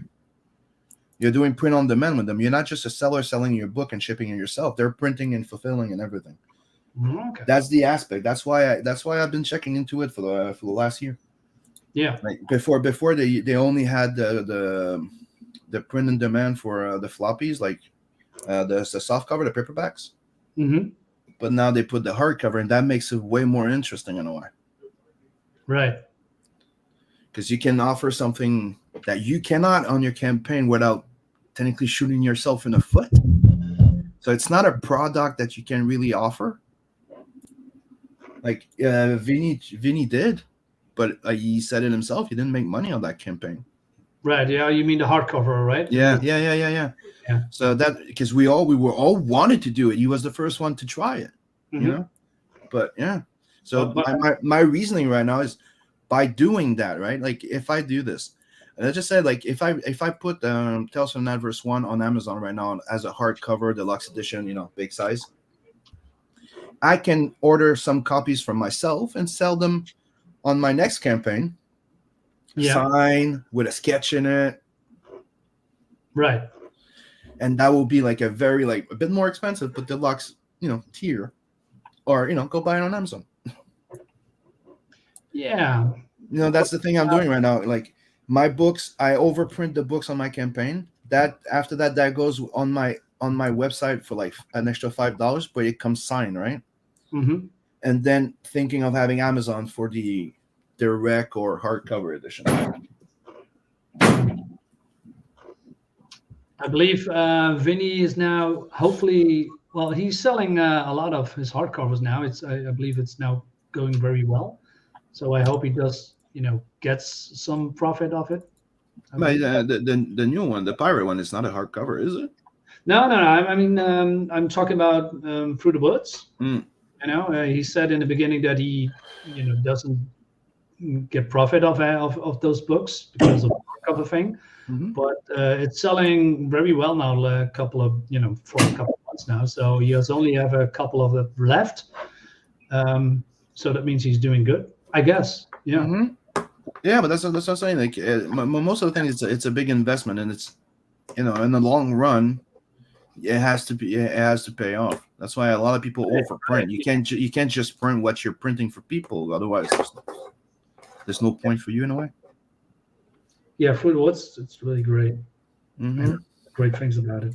And shop and ask question, because you see me, I'm using a local printer, which is pretty high quality. Like nobody complains about the quality of my book. On the contrary, I get praises for it. Yeah. But by using a local printer, I also don't get charged $600 for a variant cover. That's a lot. It basically cost me nothing, unless I ask them for a special paper. Other than that, Yeah. because they don't have a huge press where they press one button and everything assembles at the end. Get it? So they don't have to stop the press, change the cover. They print the cut, then the covers, they have them printed. So that's local printers are useful for that. Okay. Good information. Toomey says aftermarket is more profitable, but it takes time and space. Yep. Powder says it's past midday and he's still sober. He should fix that. Because people, you have to keep in mind one thing, and anything that's entertainment or business wise, especially if you're doing drawing, comics, writing, or anything, the secret of anything, it's passive income. And if you don't know what passive income is, it's you make a book and it keeps making money after after its life. So passive income is website, putting your book for sale that people can go buy it, put it on Amazon and stuff like that. So that product that you made then is still making money to you now. That's a passive income. That's how you build. Yeah. Look at Dave from Genuine Comics. He just launched his website, and I think he's doing great. From Perfect 10. Yeah, Mr. Brink. Yeah, Dave Brink. Yeah, it's also live now.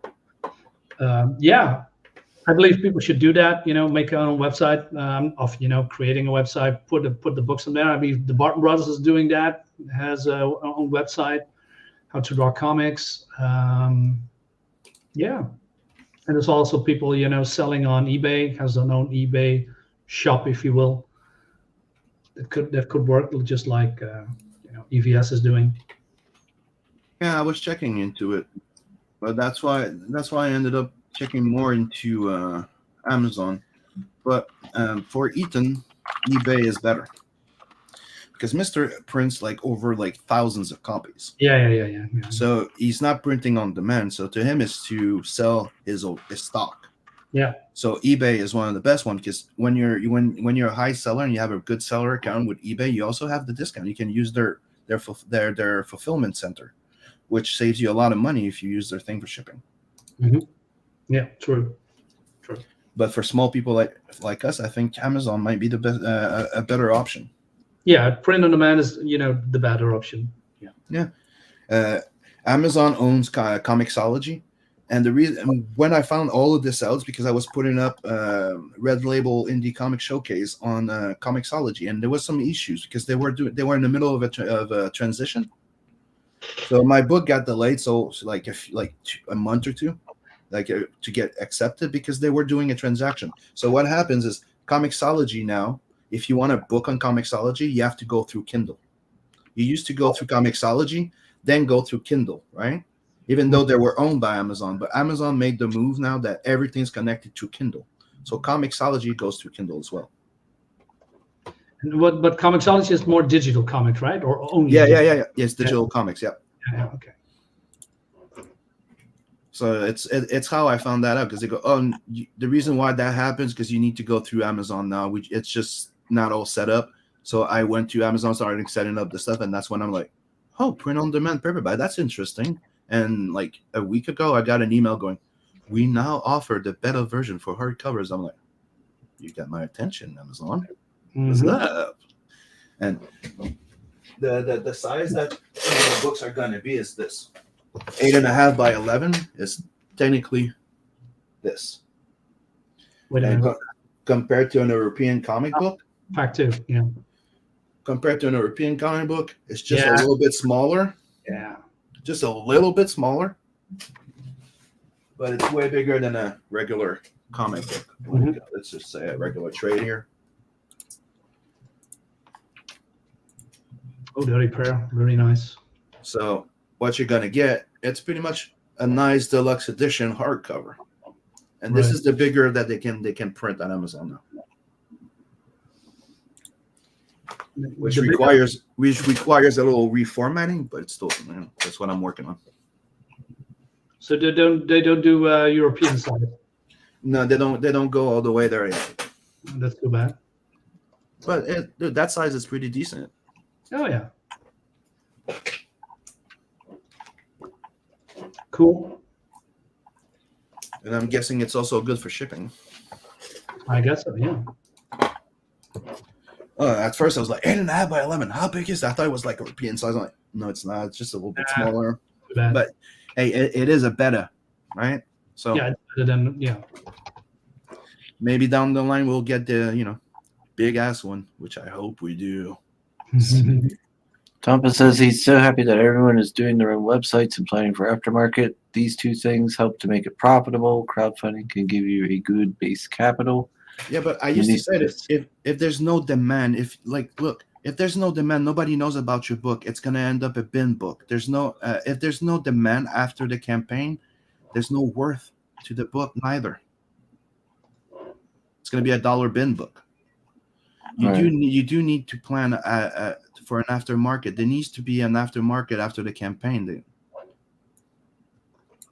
And that's why I really like the fact that Bancroft's doing that CG Now thing.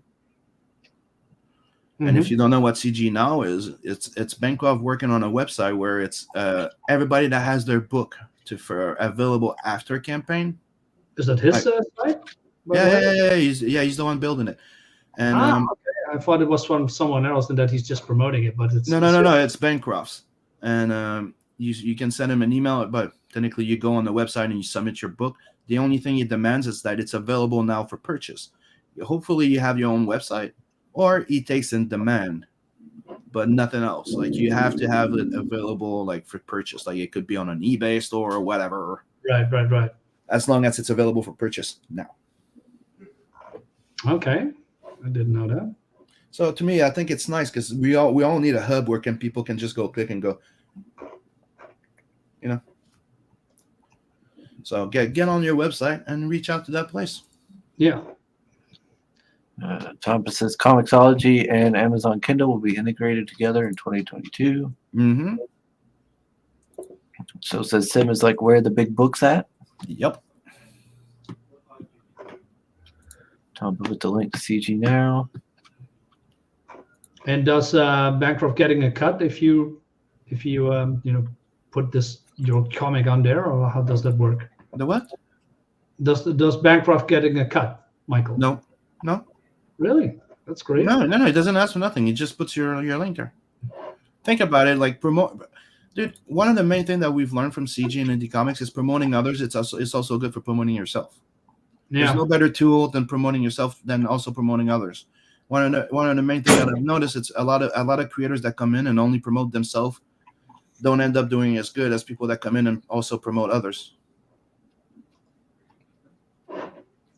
That's cool.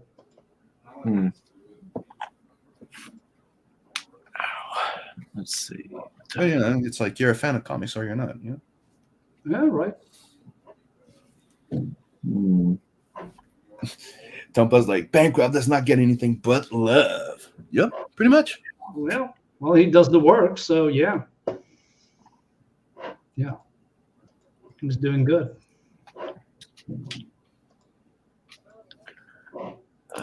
Let's see. What's this say? Fist says, anyone know how to bypass the 10 hold on contributions on Indiegogo? I have a backer that backed a digital edition on in-demand and didn't want him waiting 10 days to get his PDF. What do you mean the 10-day hold on contribution on it? I don't get it. I don't know. Bypass the 10 hold on contribution on Indiegogo. Because I can just go there. Like if it's in demand, you can just go lock it down and make it fulfilled and just send him your PDF. I don't get the question. Because I remember, I don't know if you remember, but during the last campaign, I had like Blood Hunt already there during the in-demand, and people would buy the digital copy of Blood Hunt, and I would just fulfill right away. They'll technically just lock it, and shift it in demand, and there's no wait.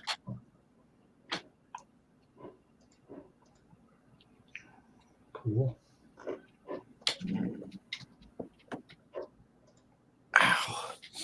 Greg is like, I wish the guys at the top would promote creators outside of their circle. They did for a long time, but there's also a fact that you get burned sometimes, and you get things go weird sometimes if you remember certain people that didn't end up too well in the law aspect.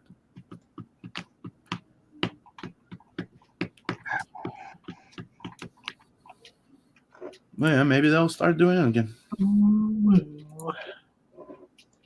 And Malin did start doing his Comics Gate Present again, didn't he?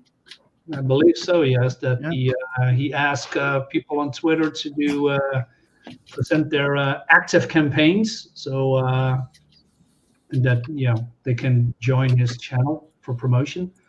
Not entirely sure, but that I've seen a lot of his posts. And we have also Peter Smeddy, with Mike Monday or something like that. That I believe he does every Monday some kind of a promotion for like a 5 minute or a couple of minutes. You can promote your comic. Open Mic Monday, I think it called. Yeah. That's a new one. Really? Did you know it? No, well, no. No. I mean this. What Chris is saying: contribution can't be locked for 10 days after they are back. I'm like, what? That didn't happen. I used to be able to do it right away. Maybe they changed something. Maybe it has to do with their new freaking settings they're working on. Sorry, Chris, because I didn't used to have to wait. Like I would get like somebody back a book and digital tier, and I would just go buy, lock, fulfill, send them the PDF, and that's it. That is weird. That is new. Greg says an adult gets burned and moves on. Yeah, it depends. Sometimes they move on in one way, and sometimes they move on in another.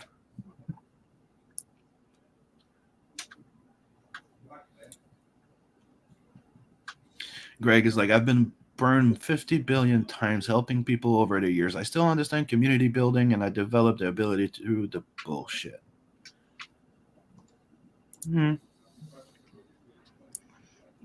Yeah, but that's the thing is that one of the big things that people need to learn is you don't help people expecting something in return, otherwise you get disappointed. So you help out of your, Yeah. You could say help out of your heart, and hope for the best in a way. Yeah.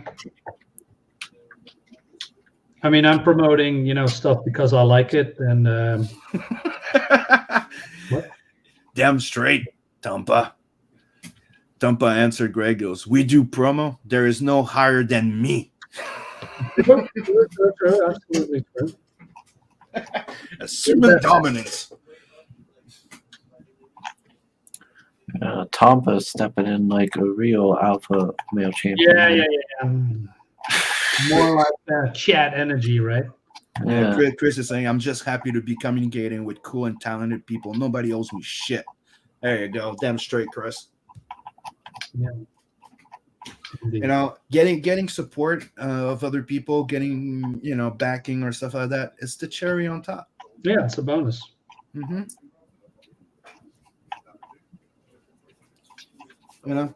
I hope one day, hoping, Tales from the Universe 2 is going to be it, but that's going to be my fifth, my 5 to 6 figure campaign eventually. That would be cool. Yeah, because the only goal for this is, so I don't have to. You can be comfortably working on your stuff from now on. After that, you have no worries of bills and this and that, and concentrate on working. You can expand, right? I mean, that's what Feeling is now doing, and also I see Matt Krotz, from Kyrie. He is hiring other people to work with his IP, which is really cool. We have what's his name? Jose Garcia is in there. Look, who's not Look, I did the same thing. Bloodhound, when I came out, was just me, black and white. Yeah. I did some money. I made some money on it because keep in mind it's black and white. I almost made 20K Canadian, which is pretty sweet. And I invested it in 3D printer. I hired Beacon. I hired people to come join on the Tales from the Universe, so I wouldn't be the only one working on it. And that's how we grow. And we ended up doing the Inkslayer project thing. Yeah. Growth. It's how we build. Yeah. Thomas Anderson, Fresher Luke is on there. Yeah, that would be cool, man. If you have the means and of course the funds to hire other people to work on your project, especially if you like their art and you have the ability and the funds to reach out to them and then they work on your project. That's so cool. And Chris is like, Tales from the Adverse animated film series equals money. I'm like, dude, that would so be. I would love to have an adverse animated.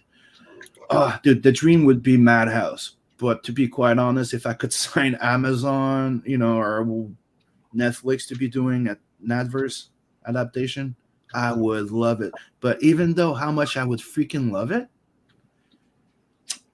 he would remain a fucking ginger. Mm. Nope. And that is not going to be a black guy. It's No. not going to be. He's not going to become a blonde neither. He is a power ginger. He's getting adapted by Netflix. No, if that's the case, then it's gonna have his head shaved on the side. Yep. Okay, let's show something to Greg. Greg just said, like, why aren't you working? Why aren't you doing an animated? Well, you missed out on this, I think, but Well, what's his name from Kayas is doing, has also an animated trailer. Looks really fucking cool, by the way. The trailer of Kayas 2. Yeah. and check this out, Greg. I even hired a metal composer for the theme song of Not. Here's a sample of it.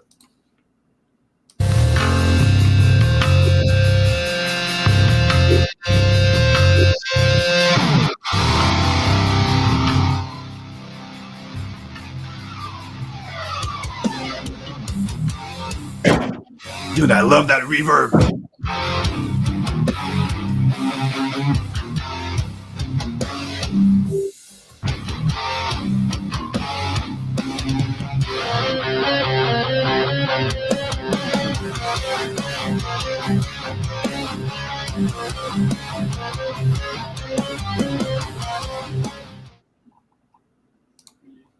Yeah, I'm slowly working on something. So Lions and Sim, haha, Netflix doing live action Navers would totally ruin your day.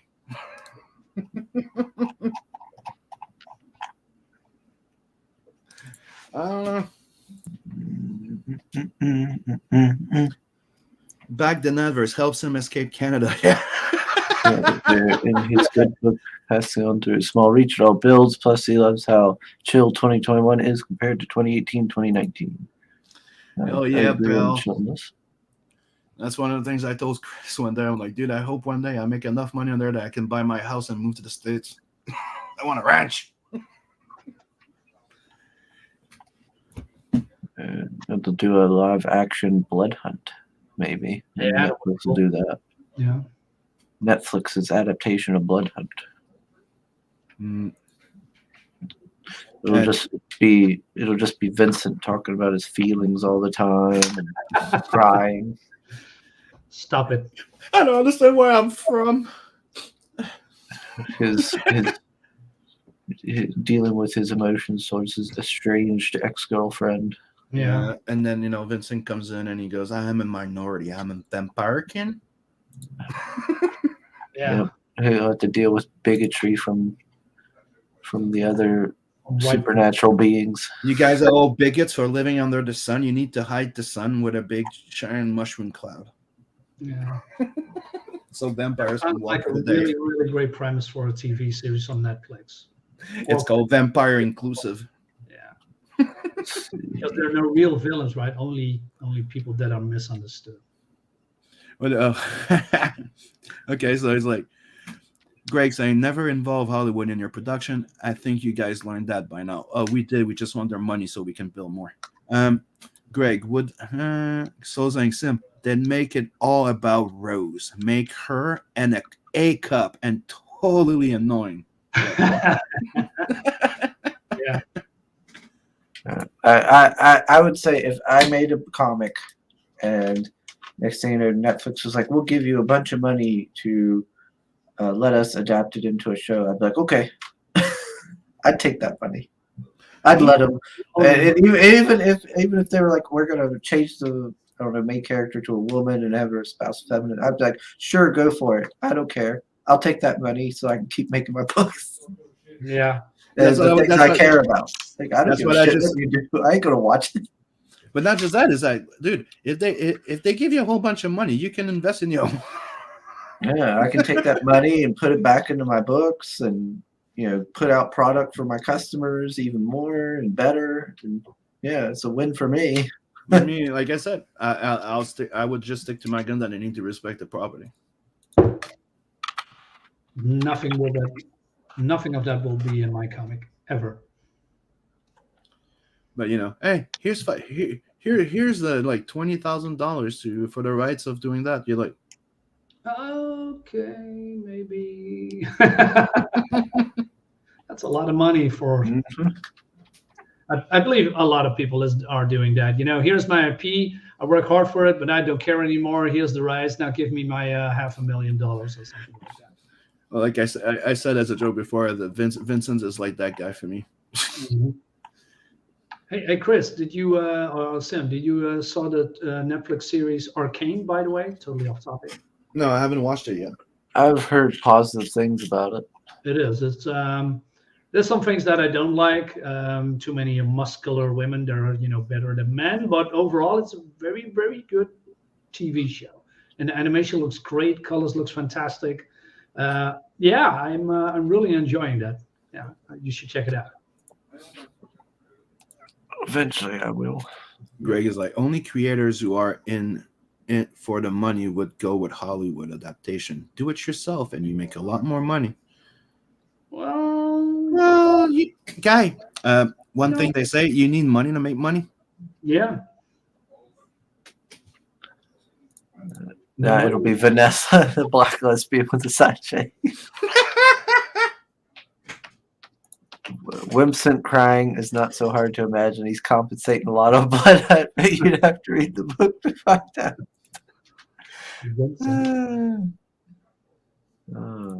Let's imagine what they do to my gun demon. They'd LGBT squee over Gunny not having genitals.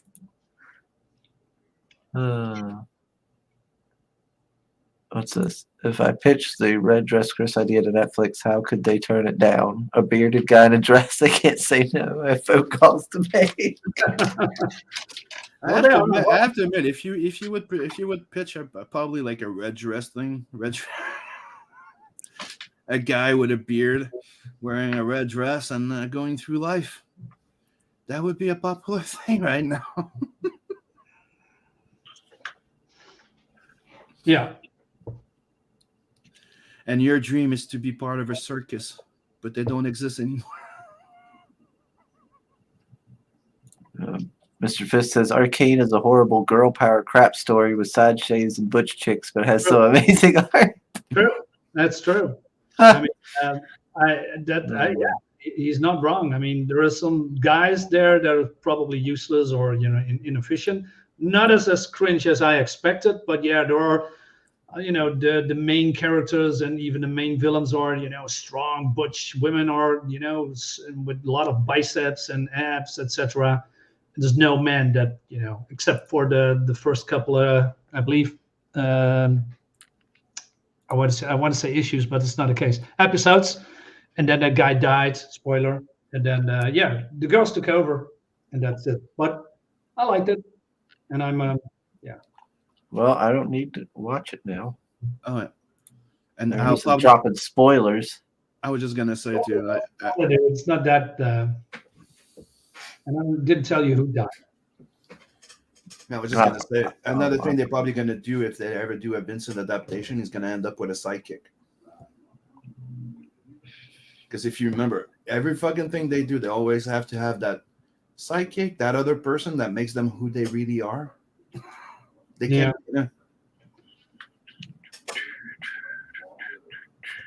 So he would probably have a younger girl following him and emasculating him all the time. That's right, Power Rider. That's right. Give me that money. Yeah. Guys, I'm going off for a little bit. I'm gonna do. All right. Thanks for having me, guys. Have a great one. You too, Meredith. Yeah, no problem. Till the chat. See you guys later. Thanks for watching. Bye for now. Later. Let's see. I can see it now. A Netflix original. Bearded lady in red. Mm-hmm. That's right. Call it Pretty in Red. Let's see. Interesting. Likes Big D. I do. That's right. Mark likes his Big D. Oh my gosh, how long has it been? It's been a couple hours now. Yep, 2 hours. Yeah, I need to go. I need to get off here because I gotta pay bills. Let's see. Real life stuff. Yeah, I got adult things to do. Oh, Not- don't do the SJW. I got some adulting to do. Oh, dude, it's being grown. It's just you got shit to do.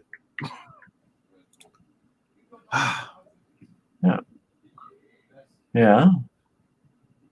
Yeah, adult things. Kids don't pay bills.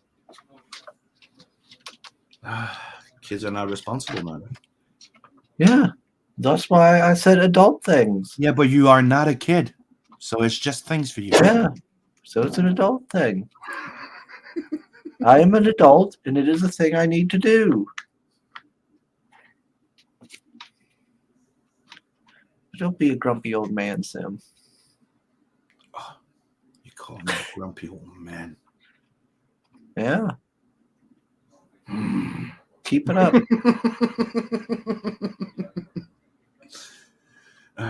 Call me an old and a man.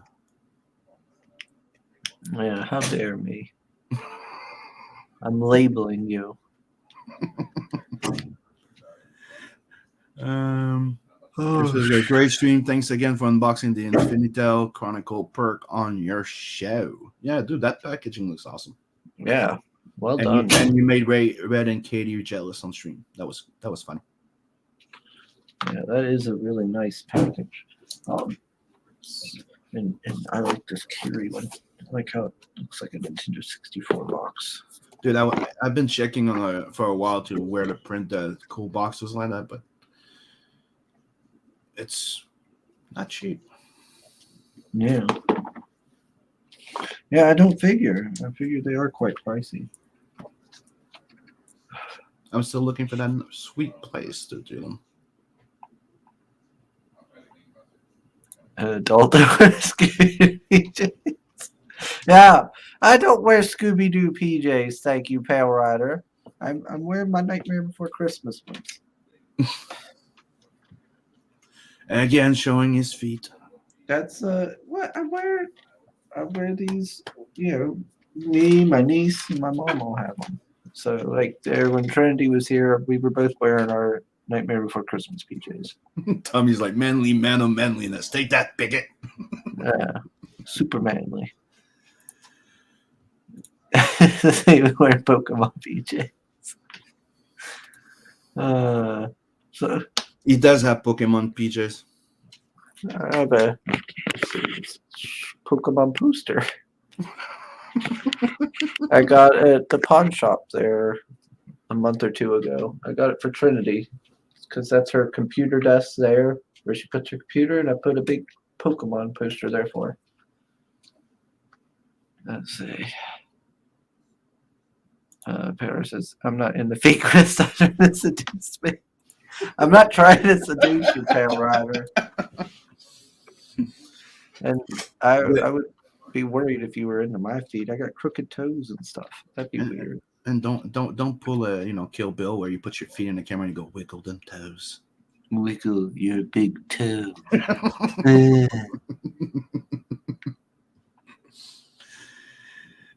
See, Greg is like, I knew you were into Chim Pokemon, Chris.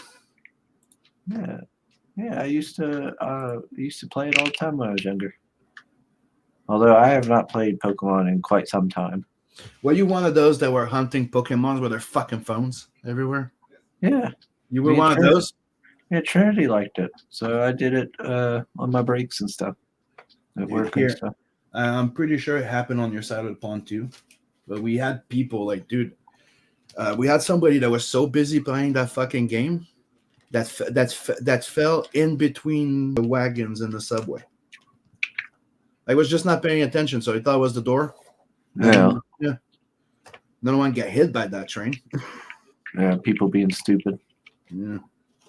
Dude, they closed an entire street here.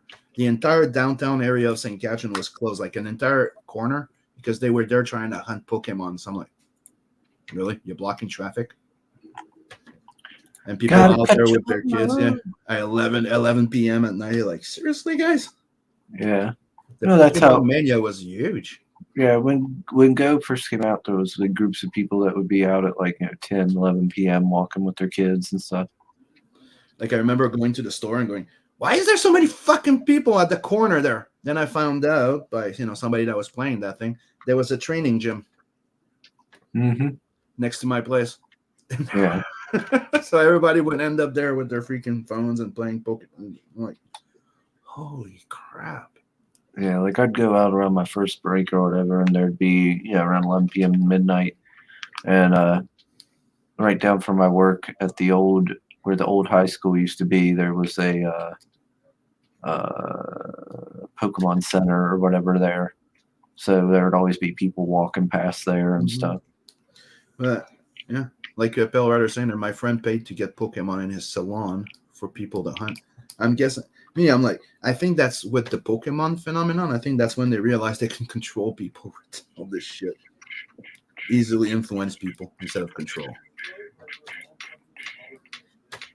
Because, dude, that was nuts.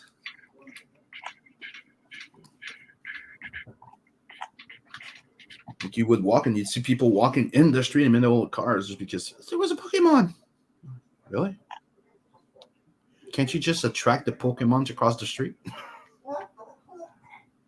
Oh, I forgot all about that Nightlings book on Kickstarter. Dang it. The what? Oh, that one book called The Nightlings.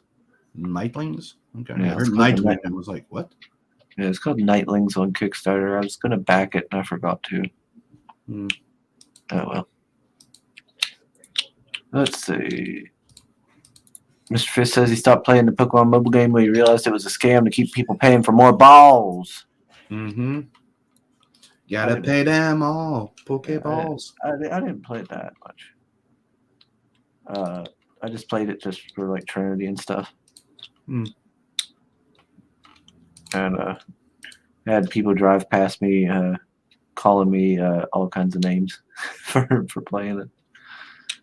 Let's see. It got kids to get their hair cut there. Oh, good. Yeah, well, paid off then. Mm-hmm. So it's like Chris Fisk. Yeah. And as a guy, you don't want to buy. You don't want to buy for balls, but pay Yeah. for balls. Yeah.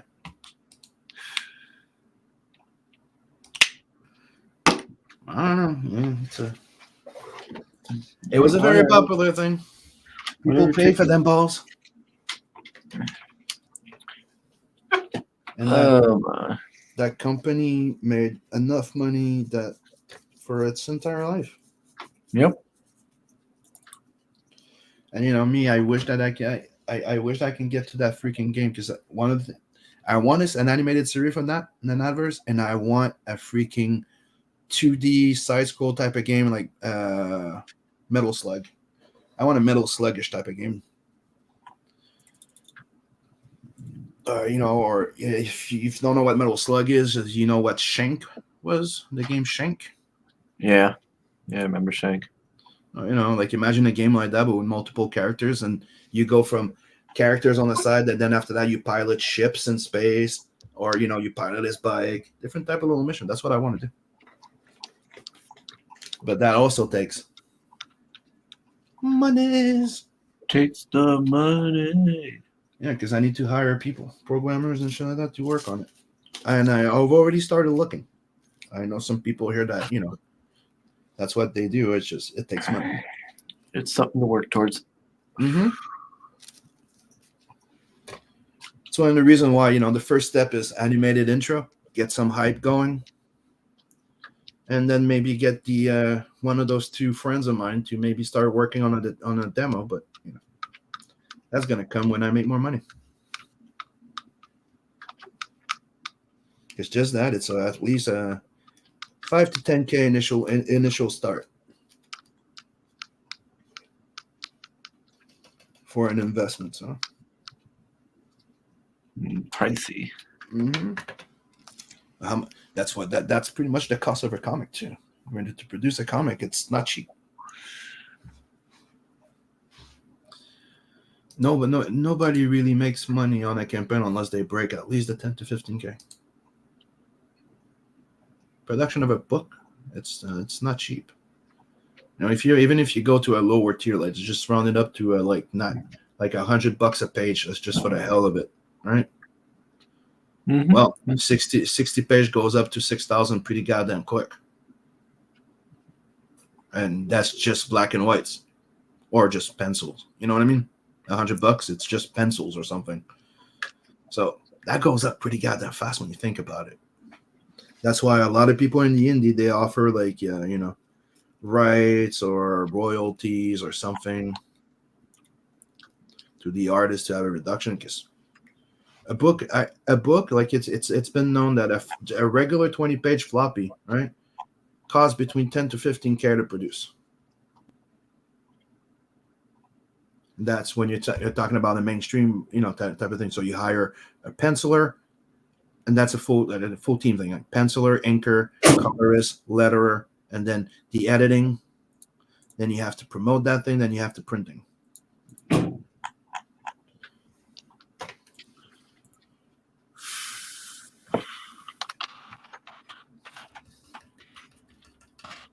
I think that's why I really like the CG crowd, because it brought back quality in books that was forgotten. Because everything became quick, easy turnaround. The comics were meh. The action was meh. The art was all similar, like it was out of Tumblr. Money, money, money. Money. Give me that money. And we may not be driven by money, but we need it to keep going. What was it? I got a lottery ticket yesterday. A what? I got a lottery ticket, or not? Well, a Powerball ticket yesterday. Okay. Hoping for the win. It was up to like 400 million or something. I was like, okay, I'll get one. I only do it once every little bit when it goes up big. I'm not a gambler, but I like to just see what happens. Sometimes, once in a while. You like to play the chance. Yeah, once in a while, because you never know. Hmm. It's only a couple bucks. Couple bucks. What do you mean? A couple bucks for a ticket. No, never bought Powerball. So to us, like it starts at $2 or $3, I think, for a lottery. So that's Yeah, it's like $2 here Okay. for one. And I was like, heck yeah! Imagine that. That'd be wild. It's like 200. That'd be like $200 million. I wouldn't know what to do with all that kind of money. And Soul Irons, that helps him to keep going on Patreon. Yeah, please. I would really appreciate it. And one thing that I'm going to start doing for my Patreon, you're all going to get like a little tier or something when I do a campaign, like, something. Yeah. Anyways, people that back me, they know that when they support my thing and they're, they get a little something extra. That'd be so great. I could quit my job. I'd start working out and wearing really fancy suits so I could look like Teddy Roosevelt. And then I'd just be like, come over to go to Canada. But yes, Sim, I shall now become your patron. You will continue to put out books for me. Mm-hmm. Like, so, Tampa's saying, if I get 100 backers for each of my 3 issue of, and some for the collected, I am on the black. I am on the black. If I have my number right, that is. Tampa says, I do think that for a full-time creator, it can be done with 1,000 backers. Mm-hmm. Oh, dude, if I had 1,000 backers on my campaign, I wouldn't have no worries in the world anymore. I would just concentrate on doing my shit. And, like, forget, like, dude, I'd make 50 to 100K on a campaign and I'm good. I just hope we keep going. Ooh, Shining Force. Nice. Well, what the hell am I doing? So it's like, Sim, if it's an extra blood hunt tier, I'll refund.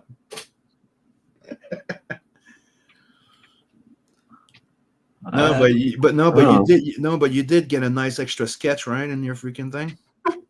So that's what I do.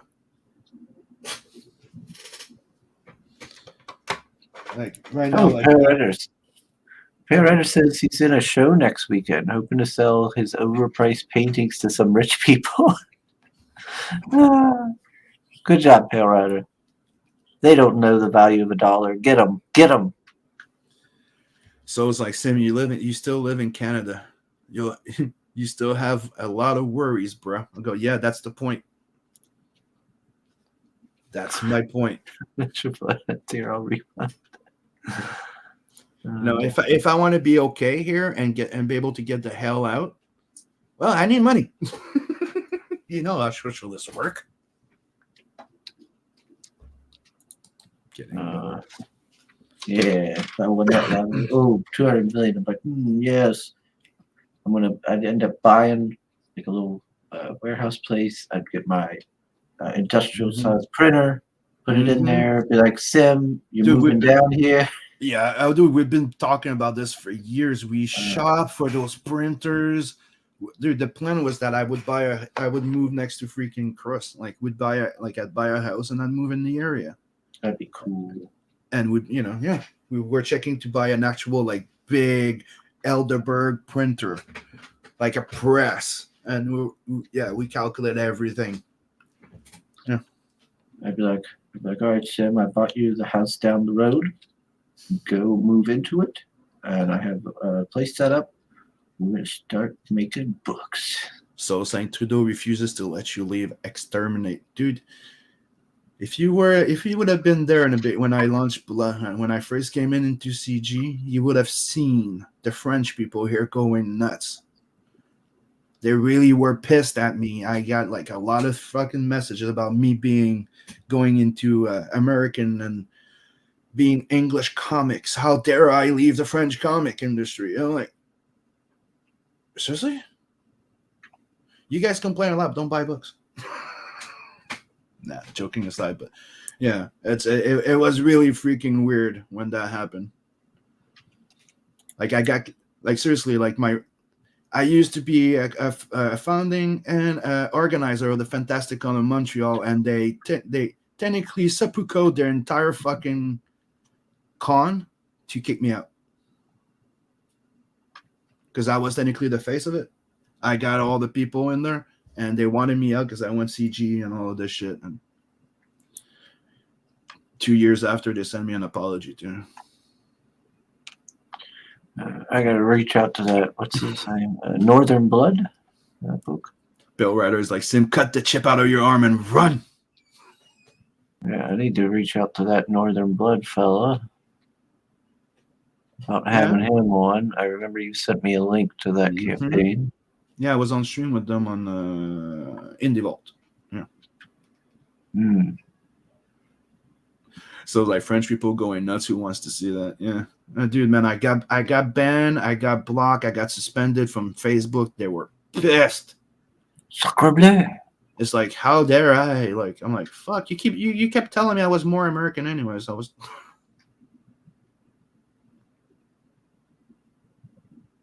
Bill was like, Sim, you're kind of like the Canadian AVS. Yeah, I am. And I told him a long time ago.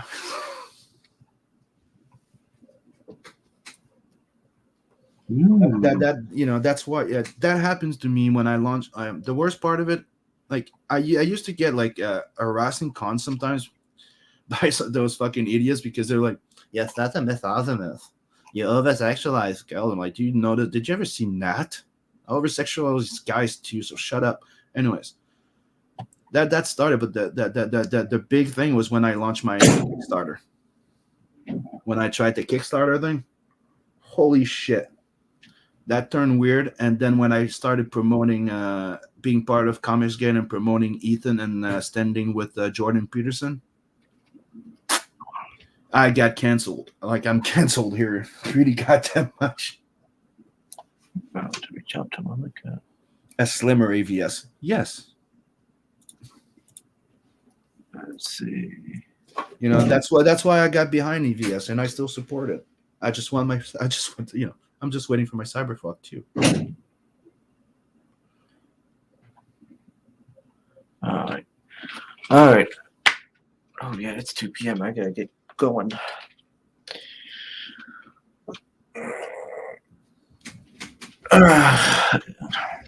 Dude, yeah, because I don't want to get too tired on this stream because I don't want to end up like I was on Red's show that one time. I don't remember that stream too well. I know I was tired.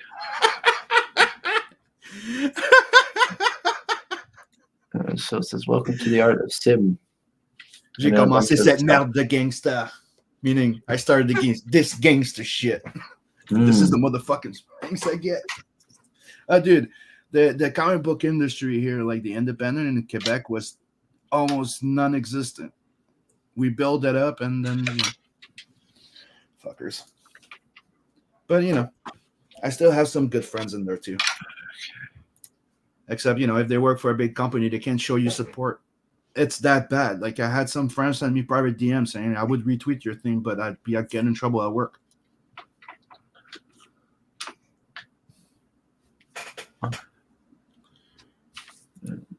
That industry was hilarious. Yeah, I don't remember it.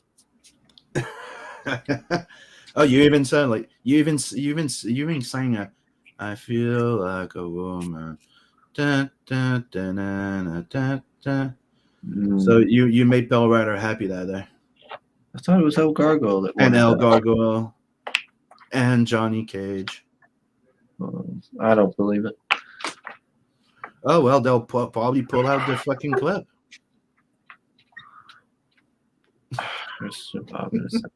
I don't know what you're talking about, apparently. All right. Anyway, everybody, I got to go. I got to pay my water bill. So I will see you guys on the next one. What's say? Today's Friday. So yeah, I should be able to do one on Monday. So yeah, I will see you all in the next one. Mm-hmm. Laters.